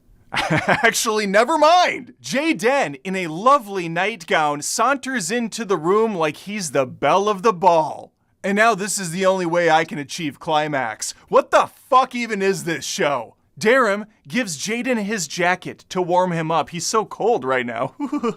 I don't know about you, but the look that they're giving each other right now, I think there's something there that wasn't there before. Things seem to be going very well, but then J-Town says, nope, I'm not signing off on this sham of a marriage, and he storms out of the room, and I think out of the wedding that he wasn't even invited to, but he showed up yesterday. All right, our two original pranksters are on the deck. Genesis just got a programmable key from one of those, I don't know what they're called, the things you used to put your hands in, and then when you pulled the hand out, it made the shape, or you put your face in it and it stayed like that. They're cool. And she has the nerve, the audacity, the ovaries to sit in Chancellor Aki's chair. Are you out of your God's damn mind, woman? Back at the look. Spring break wedding ceremony that looks to be the dullest shit ever. Jaden has a change of fart, and he's back. This show has the least amount of stakes ever. One scene, they're like, I'm out. I cannot sign off on this. It's OVER. And then immediately, 2 minutes later, they're back again, leaned up against the corner, tipping the hat, winking, and they're back in. Like nothing happened. Wow. Riveting stuff. Things move very fast in Starfleet. He's now giving what felt like a 14-hour wedding speech because apparently he's the best man. Again, wasn't invited to the wedding. Now he's in the bridal party. I guess it was wishful thinking, but I really thought Tim and Darum were going to be an item. I was really hoping for J-Rem at the end of the day. But this relationship, alas, was not meant to be. Oh, come on! The impractical jokers are being reprimanded by Grandma Elastigirl. And even though she's not expelling Genesis, she and Caleb are both getting 200 hours of remedial service or some bullshit. Again, Caleb was punished on the very first episode. He had to do like 1 million push-ups, and he also had to clean out the lavatories for, I think, a couple months or the semester. None of that happened. These are just fake punishments, like when your mom and dad yell at you and say, hey, if you don't eat all your food, you can kiss watching TV for the rest of the year. Goodbye, mister. And then 3 hours later, you're in front of the TV again. And there they are, our newly married couple, getting ready to, checks notes, split up? What? As it turns out, that best man speech really made the wife see things clearly, and she sees right through Darum's bullshit now. This fisherman needs to be free, so she releases the net of marriage and lets him be the gay fish Kanye West was always meant to be. Perhaps that couple's birdwatching expedition is still on the horizon yet. I have a feeling our two guys are gonna make it after. What the fuck? Some asshat basic bitch named Kyle wanders over and plants a heavy kiss on Jaden right in front of our boy who just broke off his wedding for him? What in the Pam Beasley is going on right now? Damn it, J-Dumb! I was rooting for you! We were all rooting for you! How dare you take another man? God, this episode is awful. We end with Sega Genesis telling Caleb to stop being a little bitch and give your girlfriend a call. And so he does. He picks up the tablet, skip boop beep beep beep beep beep, dials Rachel Weisz Jr., pours his heart and soul and balls out to this woman in the form of a message. This guy is the worst. The episode ends abruptly as our teenagers look out the windows to a gorgeous-looking meteor shower in the distance that I wish was closer and killed all of these people. And in the background, we are treated to the gayest acoustic song I've ever heard in my life. And as always, I can't help but wonder why I chose the path I chose to walk that led me to this point, watching Star Trek, Starcom Academy. It may be a question that can only be answered in another lifetime. For now, I'm here for you. Another Starfleet episode in the toilet. And I imagine at this point, I'm one of maybe 8 people in total watching this thing, so I kind of feel like an explorer of sorts, discovering, unearthing these remnants of a show that will one day go down in history as one of the dumbest decisions ever made for Star Trek. People will study my charts, my schematics, my graphs, all the documents in the form of these recap videos. I have traveled across the stars in the hopes to search out and discover a good episode of Star Trek, Starfleet Academy. But so far, my search has taken me to some of the worst crap I've ever had to force myself to sit through. I wish I could say episode 8 was different. Alas, this may have been the worst episode yet. Set phasers to fuck my life, because I'm recapping all the worst highlights of this week's episode. Let's begin! We open on old hologram doctor, played by Robert Picardo. He presents himself as an aged grandpa, because he believes people will feel more comfortable with him naturally getting older over time, over the span of, checks notes, 900 years. Evidently, when you hit the age of 72, you just stop aging altogether. That's just good writing. Rachel Weisz Jr. is back. She's no longer with the War College, now transferred to Starfleet Academy for some bullshit reason. She's sporting a new tight fit and a fancy new neck bling. There are no smiles on this week's episode of Saved by the Starfleet, as our kids just failed a simulated attack. It appears the trauma counseling sessions are not working.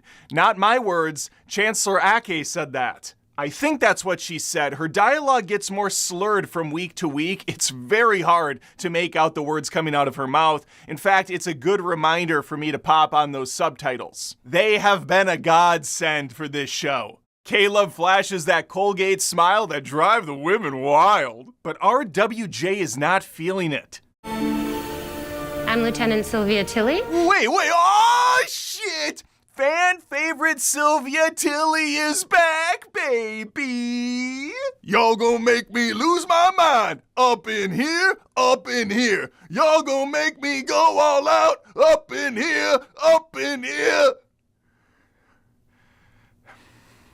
Subscribe. Mary Wiseman reprises her fantastic role. We all fondly remember her introduction to the Star Trek universe in Season 1, Episode 3 of Discovery, titled Context is for Kings. I definitely knew who she was and didn't have to Google that information.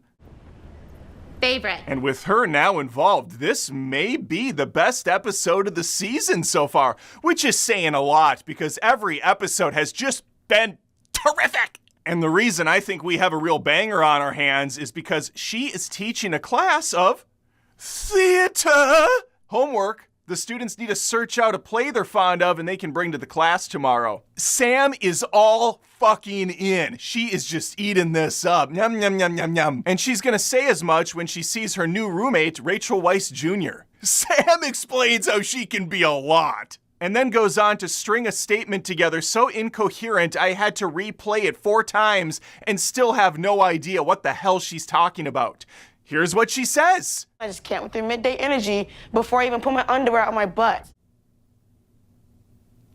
What? What the fuck does that even mean? True story. Just to reiterate for those that don't know, she is a hologram. So if she ever has underwear up her ass, that's a choice she has consciously made. Sam starts to glitch a little bit. I guess that wasn't just a one-off thing from the last episode. This Wreck-It Ralph Vanellope deal is going to be something we have to contend with. Goody! The title card shits? We are so back. Drinks with the gals. Jet Reno grabs a glass of scotch before saying this. It's not the load that breaks you, but how you carry it. She said everything. The conversation turns to trauma counseling once more, and it's gonna be up to Tilly to bring these kids back from the brink. But not even the kids can reach each other right now. Caleb is trying to break through that cold, harsh exterior that Rachel Weisz Jr. has blockaded him with, but he's just coming up with blue balls every single time. Gay Den, just always in a skirt now, takes a bow after a riveting opera performance. He appears to be coming down with a cold, so he skirts back to his dorm. Sam's play is The Chosen One that gets selected by the teacher. All the students get parts. Genesis gets that of Caleb's mom. She can play my mommy any day of the... Let's just keep going. Sam, shot out of a cannon, falls to the ground, once again making everything about her. What a glitch. Dr. Hologram treats her in the sickbay. It seems she has been overloading her system. Probably from all the digital comics she had to memorize from that riveting attack last episode. That and the excessive amount of porn she probably downloaded over the years. That shit doesn't leave you. Doctor doesn't know how to fix her. She suggests heading to Cask and allowing the makers to see what's going on. Elasta Grandma and Grandpa think it's a fine idea. They're going to personally escort her on the way. Seems like an odd thing for a chancellor and the head doctor to do. Just go on a little mission trip, leaving the class unattended, but whatever, this is important. This is a single hologram student. Definitely the stakes couldn't be lower. Genesis and Rachel Weisz Jr. are now alone in the dormitory. And I have to tell you, I'm getting a vibe right now I really like. This show could instantaneously go from a 1 to a 10 if they start making out. I'm a simple, sad man. Back in theater class, the students attempt to read their lines, but their heads are not in the game. They have trauma. And I have a feeling we're now going to talk about feelings. Yippee! Caleb Money Problems does not want to partake, nor does the rest of the class for that matter. I never thought I would say this in a million years, but I'd rather be hanging out with Sam right now. That's how much I hate all of this. Damn it! The show called my bluff. We're with Sam and the other two. My life has been nothing more than a series of poor choices that have led me to watch this show. Sam gives herself completely in this scene, pouring her heart and soul out about being true to herself and living life to its fullest. Unfortunately, she does all this while going full Porky Pig, stuttering every other word for like 2 minutes straight. I want to change my mind 6 times before ordering. Never go full Porky Pig. Caleb Merman finds his boo in a drunken stupor. Not a good look for RWJ. I swear to God, if you harm this man emotionally, I will never forgive you. Don't you dare break his heart! She raises a glass with a toast to her new inhibitor. I feel it's a little sarcastic. I don't care for that. Not a good look, ma'am. She requests Caleb put his hand on her lips while she repeatedly whispers exototoxic. Exototoxic. Now this is the only way I can achieve climax. She then pounces in for a kiss, possibly a good old-fashioned dry hump, and finally some action is happening. I am half-mast right now. All you have to do now is bring it home, Caleb. What? Wait, you're drunk. No! No! What the fuck? I hate this show! I ask for so little. A quick bang? A tiny makeout sesh between two ladies? Is it really that much to ask? My life is meaningless. You look exactly like this girl I grew up with. Hey, wait a sec. I'm turning into Porky Pig myself. What the hell is happening? Holy shit. Rachel Weisz Jr. is back in her dorm with just Genesis rocking some hot PJs. Keep in mind, she's drunk. Is this gonna happen? Is this actually, is the world listening? This episode is going to lift from a 0 to a 10 out of 10 right now, folks. Whoa. Okay. Careful. Rachel has moved on to the bed. They are looking into each other's beautiful eyes. They are holding hands. It is now or never, ladies. I am rock hard right now. You could play a game of horseshoes on my staff. These are your best years, gals. This is college. It is a time for experimentation. At least that's what my professor told me. He was surprisingly gentle. Wait, what are you doing, camera? Don't pull back. Don't you go in. You go in for a close. Don't pull back. No! No! It's right there. It was right there. I have nothing in this world. I've been reading that play she chose. I paused the episode. There's 27 minutes left somehow. I can only hope 10 minutes of that is dedicated to credits. We're back on the transport ship. The old people are talking about God's knows what. I don't care. I can't care anymore. I don't know how I'm going to finish this episode. There, I said it. It's out there. They made it to Hexagon Place, known as Cask. They are now in black and white, chatting with the makers. And yeah, they look at Sam and they say, she's cooked, chat, but we're gonna go ahead and swarm for information. Meanwhile, the feeling seminar is in full effect. And I gotta tell you, I'm reeling still from what this episode took from me mere minutes back. I cannot muster up any cares, any fucks to give for what they're talking about. The Tilster does care, and she gets RWJ to express herself. Unfortunately, through words. She cries, as they all do, and scampers out of the room. This episode is fucking awful. This just in, dipshits. Sam can't be fixed. The makers called it, and they announce they're going to terminate her. Oh shit, this episode might not be a complete loss after all. When you're done killing her, maybe head over to the Starfleet, take out the rest of them. It's show and tell time. Genesis pulls out a gift Sam gave her. It looks to be a fancy vibrator. For your teeth.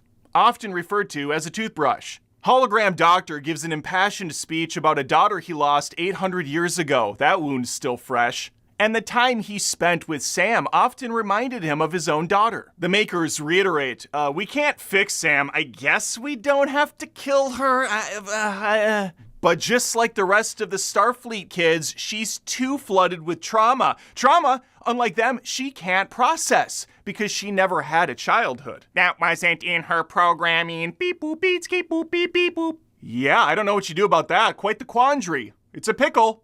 It's like underwear in the butt that they can't unwedge. Unless, of course, the Doctor wants to stick around Cask and play father. Give her the childhood programming that she needs. And that's exactly what he elects to do for 17 years on Cask. Keep in mind, in San Francisco time, that's like a week. It's a cup of coffee. She's back already. The makers agree to this proposition. Wonderful. I checked on the time. There are 8 minutes left in the episode, so my 10-minute theory was out the door. That's unfortunate. We do get a montage of the Doctor raising Sam with the narration from one of the students. I think it's the comic relief guy, mascot dude, but he has no personality and I can't remember anything about him, including his name, so it doesn't matter. I'm the only person watching this show anyway. I could make anything up and people would be like, yeah, that probably happened. I do remember a time, I think, long ago, when Star Trek was primarily focused on exploring strange new worlds, seeking out new life, and boldly going where no man has gone before. Now it's just about sharing feelings, glitter vomit, and getting underwear up your butt. Fan favorite Tilly was able to reach these kids. And the episode finally winds down with Sam reuniting with her friends. It was at this point I shut off the episode, got off the couch, walked into the bathroom, and took a long, hard look in the mirror. And I gotta tell you, I didn't like the man staring back at me. He's broken, defeated, defective. Much like Sam in this week's episode. Although I cannot blame a lack of childhood for my problems. No, I blame Star Trek. That's the healthy thing to do here. Blame a show. Set phasers to My Wife Left Me.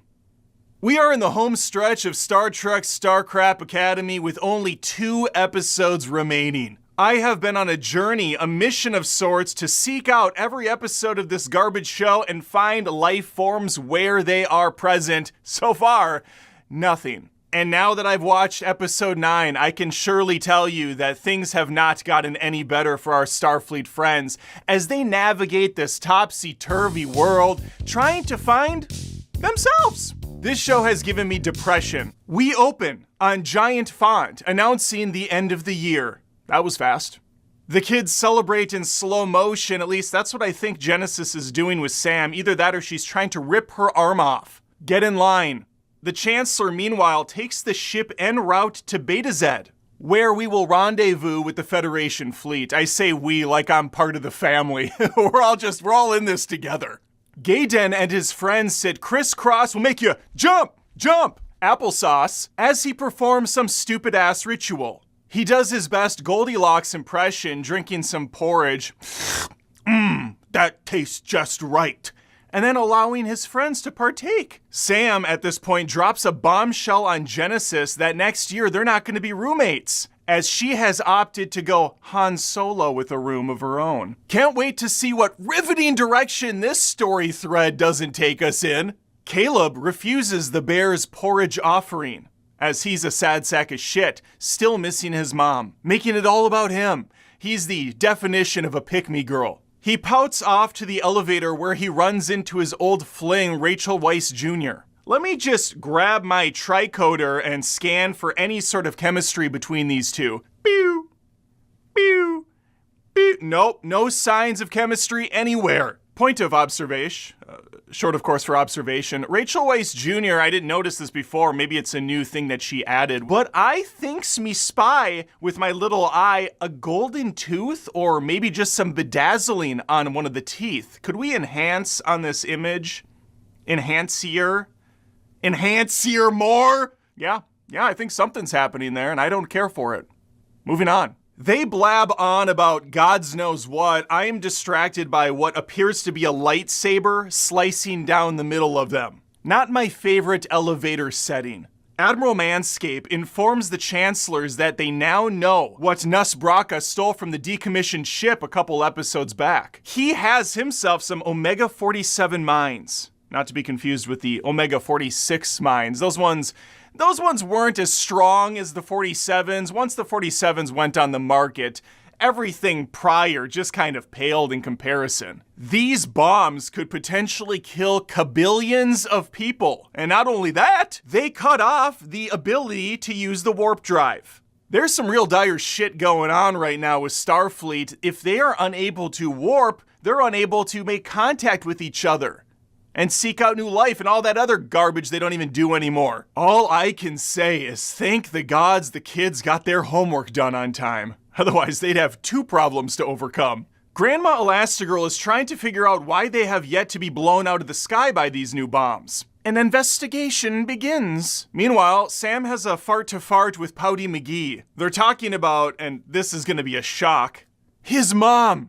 Caleb accesses his tablet, and he makes a shocking revelation. His mother has actually been trying to make contact with him for 20 years. The title card shits. We hear a montage of Caleb's mom leaving messages. I thought it was odd when she got into the prank section of the messages, being all jerky boy and whatnot, but I suppose 20 years of messaging, eventually you're gonna get bored and just do a whole little, side shtick. All I know is it sounds like she's been on some crazy adventures over those years. I hope my wife leaves me a message again one day. Just hearing her voice would be nice. Caleb gives a super cryptic, not subtle at all goodbye to RWJ. Clearly, he's planning to flee this ship and see his mom. Yeah, that's what he does. He sneaks onto a shuttle and he takes these computer chips and he just kind of randomly puts them in different slots like he's a child learning shapes for the first time. The circle goes in the circle. The star goes in the square. No, it goes in the star, you fucking idiot. That's why he's the smart one, though. Expert hackers learn on the job. If I were to try to do the same thing, I would take the chip and I'd be like, oh, that didn't work. But he instinctively knew to take it and put it in the other place. Smart. He's just smart. Oh, fuck my life. Sam is there too, and she wants to tag along. Goody. Sega Genesis and a drunk Darum also conveniently find their way into the shuttle. Genesis is not happy about any of this, and she wants to leave and tattle, but Sam, click, locks the door. Snitches get stitches. Bitch. J Dumb, rocking a girlier outfit than Rachel Weisz Jr. is, shares Caleb's whereabouts with her. It's right there on the tablet. Anybody can find that. Here's a question. Why does Starfleet Command not know? I mean, maybe that's just not how Star Trek works, but if Jaden has it right there on his tablet, you would think there would be an indicator in the control room or up on the bridge, right? Speaking of the shuttle, it is out of control now! Whoa! The camera's shaking and the teens are breaking. They even lose the ability to speak real words. I double dog dare you to encode whatever the fuck Sam says here. Oh, Gungan, help me! It's 700 miles a little less than water right now! She sounds like a damn Gungan. They exit Space's butthole and make their way to a planet that hopefully Caleb's mommy is on. Mainly because I want him to stop crying about her every episode. The dude's like 45. Get over it. All right, we are over halfway done with the episode. Things are probably going to get a lot more dire, a lot more grim, and I imagine the stakes couldn't get much higher than they're about to. Great. Glitter vomit. And Darum just puked up glitter vomit again. Perfect! The ladies tattle on the rogue students to the Chancellor. On planet Ukek, the Starfleet students blend in by wearing hoodies that they just had. They just had these garbs on the shuttle.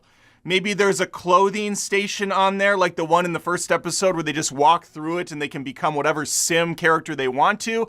I'm not sure. I know Sam can make herself look however she wants. Perhaps she could plop that onto other people too. Wait, I think she can, but whatever. You know what? This show's far too complicated and sophisticated for my puny mortal brain. I'm still trying to wrap my twat around how she can physically interact with objects, seeing as she is a hologram. The shuttle has been destroyed, and now they are on a fetch quest to find parts to fix it up. Manscape allows Chancellor Ake to jump the border and find the missing students. But he does warn her that if they get into trouble behind enemy lines, they're not going to be there to help get them out.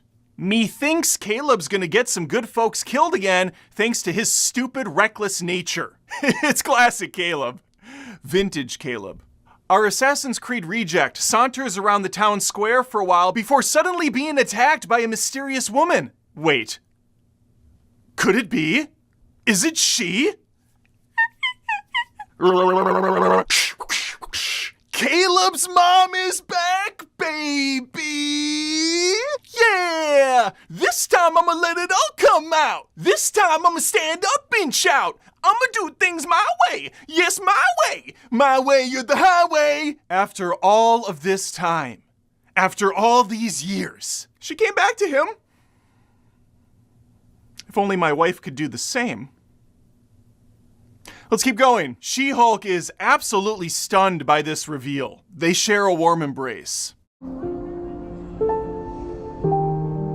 The music that accompanies this special moment sounds like the theme song to Minecraft. And now I'm getting PTSD from falling down into a mine and getting attacked by a mob of skeletons and creepers. Losing hours of work and all my shit in the process. Thankfully, Caleb found something that went missing years ago. His mommy. I don't care for the Karen cut that Mommy Murr is sporting, but it is nice to see our orphan black again. It's been a long day without you, my friend. It's now time for exposition. Sam and the others introduce themselves to Miss Murr. She grazes around the room and not impressed. Preaching to the choir. She then demands to see all of their nails. Either this is one of her kinks, or she's searching for some answers that only the nails can provide. And yeah, as she suspected, clean, manicured, perfect. These nails haven't seen an ounce of the real world, which makes her son Caleb's story sound an awful lot like bullshit. He said they're all a bunch of scrappers, a ragtag crew that teamed up with him over the years. Certainly didn't tell her they're Starfleet. But she's gonna stay in the dark a little longer because we're now back with J-Town and Rachel Weisz Jr. who have snuck on Chancellor Ake's ship. These students are incorrigible! Mamma Mia Murr peacocks around a little bit, strutting her stuff, utilizing her building skills she's acquired from Minecraft to reconstruct a transmitter or transistor or who fucking cares. Very cool. Very impressive. Ukek is going under lockdown in less than an hour, so they need to get out of Dodge before those gates are closed off. Mama Murr is going to leave at this point, informing her son that she has to go talk to the getaway ship so she can make this a party of two. I don't think she plans on taking the others. Methinks our boy C Money is going to have to make a difficult choice. Tell his mom that he's been hanging out with Starfleet scum and he's one of them, or bail on his stupid ass friends. Seems like a tough one. Quite the quandary. You know what time it is?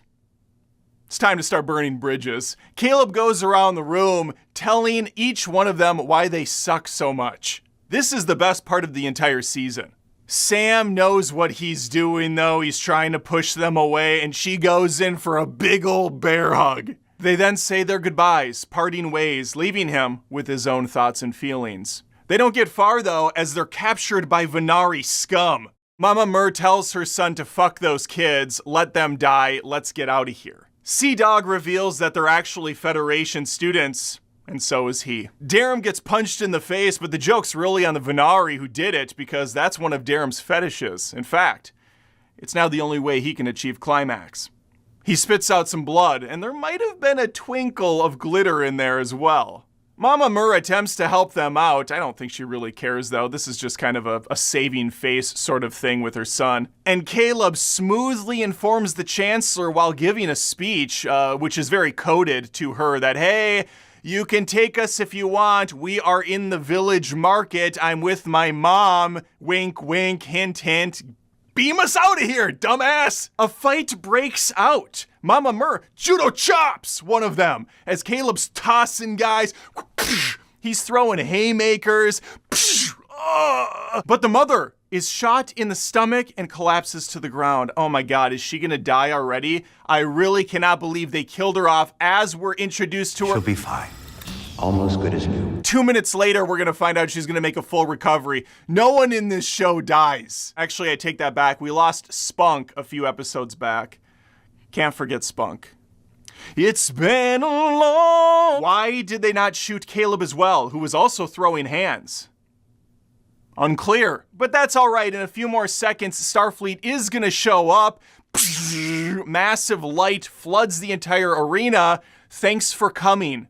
And Sam is eating this shit up. Yum, yum, yum, yum, yum. She says, and I quote, "The missiles are flex!" Bad. Just bad. They beam them out of there, Scotty, but they're not out of the woods yet. 3 Venari vessels are in pursuit. Get them out of there! The tractor beams are keeping them locked in place, with massive damage already be taken to the ship. Chancellor Ake makes a bold choice by saying, "Cut the saucer." Cut the goddamn saucer. And they do, allowing them to get out of there finally before the entire thing is destroyed. Unfortunately, this is an out of the frying pan into the fryer sort of a thing, as they have now positioned themselves in the middle of a minefield with no way to get out. They have been walled off from the Federation, no warping allowed anymore thanks to these mines. What the hell are they gonna do? Oh, thank baby Lord Savior Jesus Christ, our Mama Bear Mur is gonna make a full recovery from her gunshot. She will not recover, though, from the image of seeing her arch nemesis show back up in her life, Chancellor Ick. The episode ends on a cliffhanger, Sylvester Stallone. Will Starfleet make it out of the Minecraft?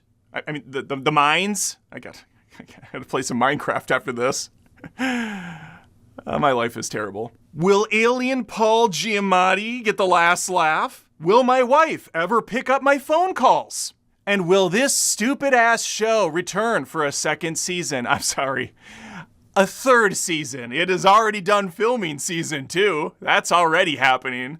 I'm sure at least one of those things will get answers on the final episode of Star Trek Starshit Academy, Episode 10. In the past, I have waded through the burning hellscape simply known as Alien Earth, Alien Afterbirth. I have molested my mind, body, and soul covering the Kim Kardashian series All's Fair. I have even entered the sanctum of Hades himself for a punishment so profoundly painful it could only come from a Disney Plus series known as The Acolyte.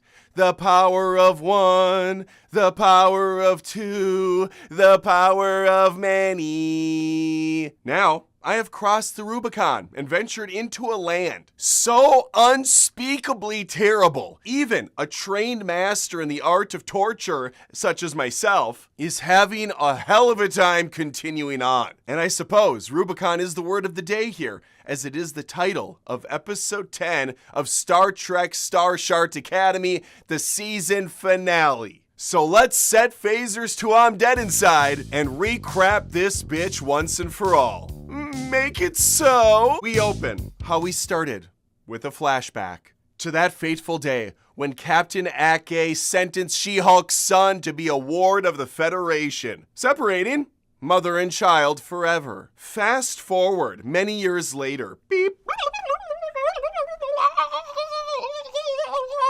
Caleb is now 35 years old, His mother has a lesbian haircut, and Ake is now a chancellor of a ship currently surrounded by mines. She-Hulk Karen's out for a few minutes before realizing Noose Braca has the Athena stuck between a cock and a hard place. They estimate that the detonation of these mines will kill off 160 billion life forms. What is Dr. Evil crunching the numbers over there? Oh, I'm sorry, what's that, Mrs. Murr?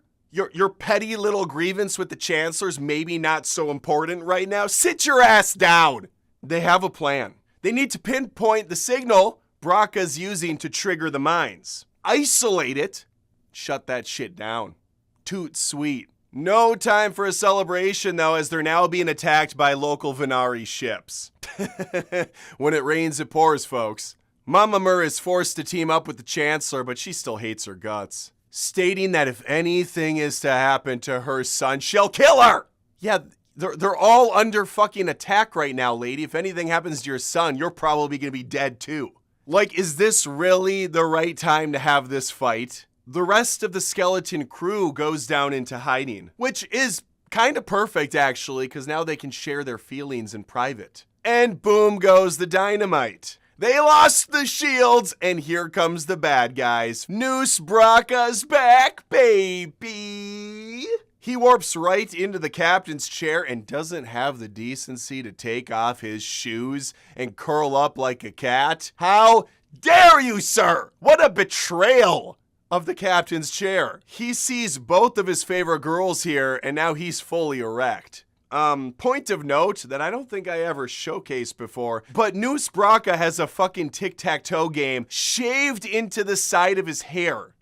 Awesome? What are we doing? You should see what he has shaved into his pubes. It's a game of Connect 4, and he only wins when he's very excited. Braca complains that the ship's warp drive is broken. Jet Reno, who always has a way with words, says the following. You pounded our hull with torpedoes. We're pretty screwed. Yeah, I couldn't have said it better myself. Noose takes Holly Huntress and Mama Mur off ship, leaving the rest of them to die like the dogs they are. But first, the Chancellor is able to give the Dr. Hologram a coded command to run a specific training drill. It didn't seem to work, as shortly after the Athena is destroyed, which means the teenagers are all dead? Yes! Yes! Finally, something good in this show. Stupid Caleb is dead. He terminated the obnoxious Sam. He killed my Genesis and Rachel Weisz Jr. They're so young and perfect. They had so much life ahead of them. It's been a long day without you, my friend. Hang on a dick. It was a decoy? A hologram ship. Damn it! Caleb still lives. The Doctor had produced a fake hologram version of the ship, while the first one was still hidden, cloaked underneath. Which means it was still actually getting hit by all the fire being volleyed at it, but I guess the shields held up, even though they said the shields were down. It's complicated. It's complicated. They lived, though. That's the takeaway. The title card hits right there amongst the debris, or debris, as some people say it incorrectly because they're stupid. It's got that tricky S in there. No Spirited Campus Tour title card this week, friends. This is a serious show now. Hologram Doctor is not doing well after that little fiasco he put us through. Speaking about glue in a shoe or some shit, I don't know what's going on. Caleb naturally now wants to go after his mommy to save her again, and I suppose the Chancellor to a lesser extent, but they have a mission here to do first, which is to figure out a way to take out those mines. Commander Jet has some homework for her students to do, which is save 1 trillion lives. 1 trillion, Jesus, that number shot up faster than my cholesterol has in the last few months. I'll be fine, don't worry. I have a very regimented diet now. I'm focused solely on red meats and egg yellows. My doctor told me that's the best way to get those numbers down. He was highly recommended by my ex-wife, who, as we all know from last week's episode, left me when she found out I was watching this, saying, "You're not a man, Adam. You're the worst. Why are you watching this crap? I don't respect you. The kids don't respect you. We're gone. I hope you die of high cholesterol." Which was kind of a weird thing to say, especially when she went out of her way to recommend such a great doctor to help me in that department. But anyway, let's keep focused on the show. We are now with the captured ladies on a discless Athena. It's true. It has no disc. Ake whispers across the room to Mermom that her son is still alive. He's alive. Jesus Christ, woman, just get in closer before you tell her that. She's over there like, "He's alive. Hey, he's alive." We do get to see a little bit of the redecoration Noose and his team have done, and I have to tell you, I love what he's done with the place. They took time to graffiti the walls, make this house a home, and just really put their stamp on it, give it some edge. He gives a big bad guy speech in the courtyard, talking about his crappy childhood, how he had nothing in life except for games of tic-tac-toe he and his buddies would play to pass the time. Oh, the tic-tac-toe, like what he puts in his head. That's sad. The man never grew up. And I have to say, Alien Paul Giamatti is acting his ass off right now. Really going for it. There's still 40 fucking minutes left of this episode. The kids are fighting again. Daredum is attempting to navigate the ship and fucking up majorly. Stuff blows up, knocking Rachel Weisz Jr. to the floor. Her inhibitor is malfunctioning. I'm sure that will come into play later in the movie when she turns into like the Dark Phoenix or something. Jet and Caleb go downstairs to fix a plasma leak. I assume that's not a euphemism. And that means Genesis is in charge, giving her the helm. And she's loving it. Sitting down in that captain's chair, taking it all in, and then looking straight at the camera and saying, I think I have to pee. Shakespearean level stuff here, friends. Vintage Sega Genesis. I love her for that. Back at the kangaroo court, Noose and Ake spar for what feels like several hours. Caleb, meanwhile, is getting a pep talk from his teacher because he's once again checks notes, sulking like a little bitch. I hate him. It's Mamma Mia's turn to now speak up to the galaxy. Tinkerbell pops off about how unfair her treatment along with her sons was at the hands of, at the time, Captain Ake. What she and the Federation did to their family, separating them, was a betrayal. Also, is there a father in the picture, or we don't care about that? Anyway, I just have to point out, Tatiana is acting her ass off right now. And dare I say, we have a couple nominees for Actor of the Year awards? Incredible stuff. I hope my high cholesterol strokes me out in the middle of the night. Genesis checks on two of my least favorite people, Gay Den and Sam. She is somehow even more unbearable as a pouty, angry brat than she is as an over-the-top, joyful Disney afternoon character. She's upset because her hologram Dr. Dad has dementia or some shit. And speaking of him, he's speaking gibberish still. Or is he? Turns out there's actually a code in there to crack, and Jay Den is the one to crack it. I think the glue is about glue done. It's like flex tape or something. With glue on your shoes. He's telling them that there is a way to calm down the Omega-47, stabilizing the element so it can no longer go kaboom. That sly sumbitch did it.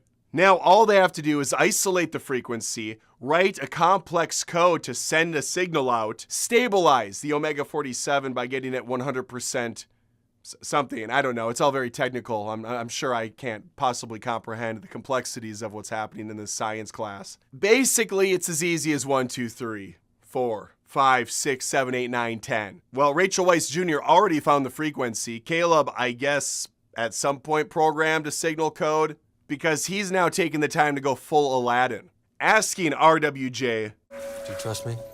They then go into the mind safe space that RWJ constructed earlier in the season. I'm hoping he's taking this opportunity to get a good end of the world banging. No. He's just telling her that he loves her and she's amazing and special, and her abilities should not be constrained. There should be no chains on her. Yeah, she's gonna go Dark Phoenix. I knew it. And she's gonna use that power to travel across the stars and search out the location of Caleb's mom. Location, of course, short for location. It's working! It's working! She will find them!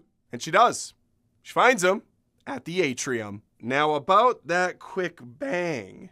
No, instead she says, I love you too, barf. As final exams go, this one is a doozy. Final exam time. Pass or fail, aka life or death. They're able to pinpoint the signal that they can now listen in on, and they hear the trial taking place. Chancellor Achy Breaky Heart is doing a very impassioned, very beautiful speech. Everybody does speeches in this. 80% of this episode's fucking speeches. She's communicating with Mama Mur about this love-hate relationship that fuels so many people in this world. She also points out how that dumb bitch helped aid Noose Braca killing an innocent pilot of Starfleet.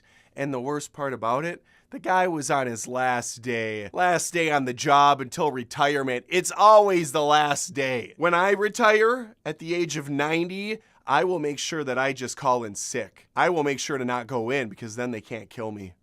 It's a life hack for you. After the speech, Mama Mur looks at her and goes, guilty! Before the sentence can be signed, sealed, and delivered, though, a shuttle approaches with a party of one. That party is Caleb Mur.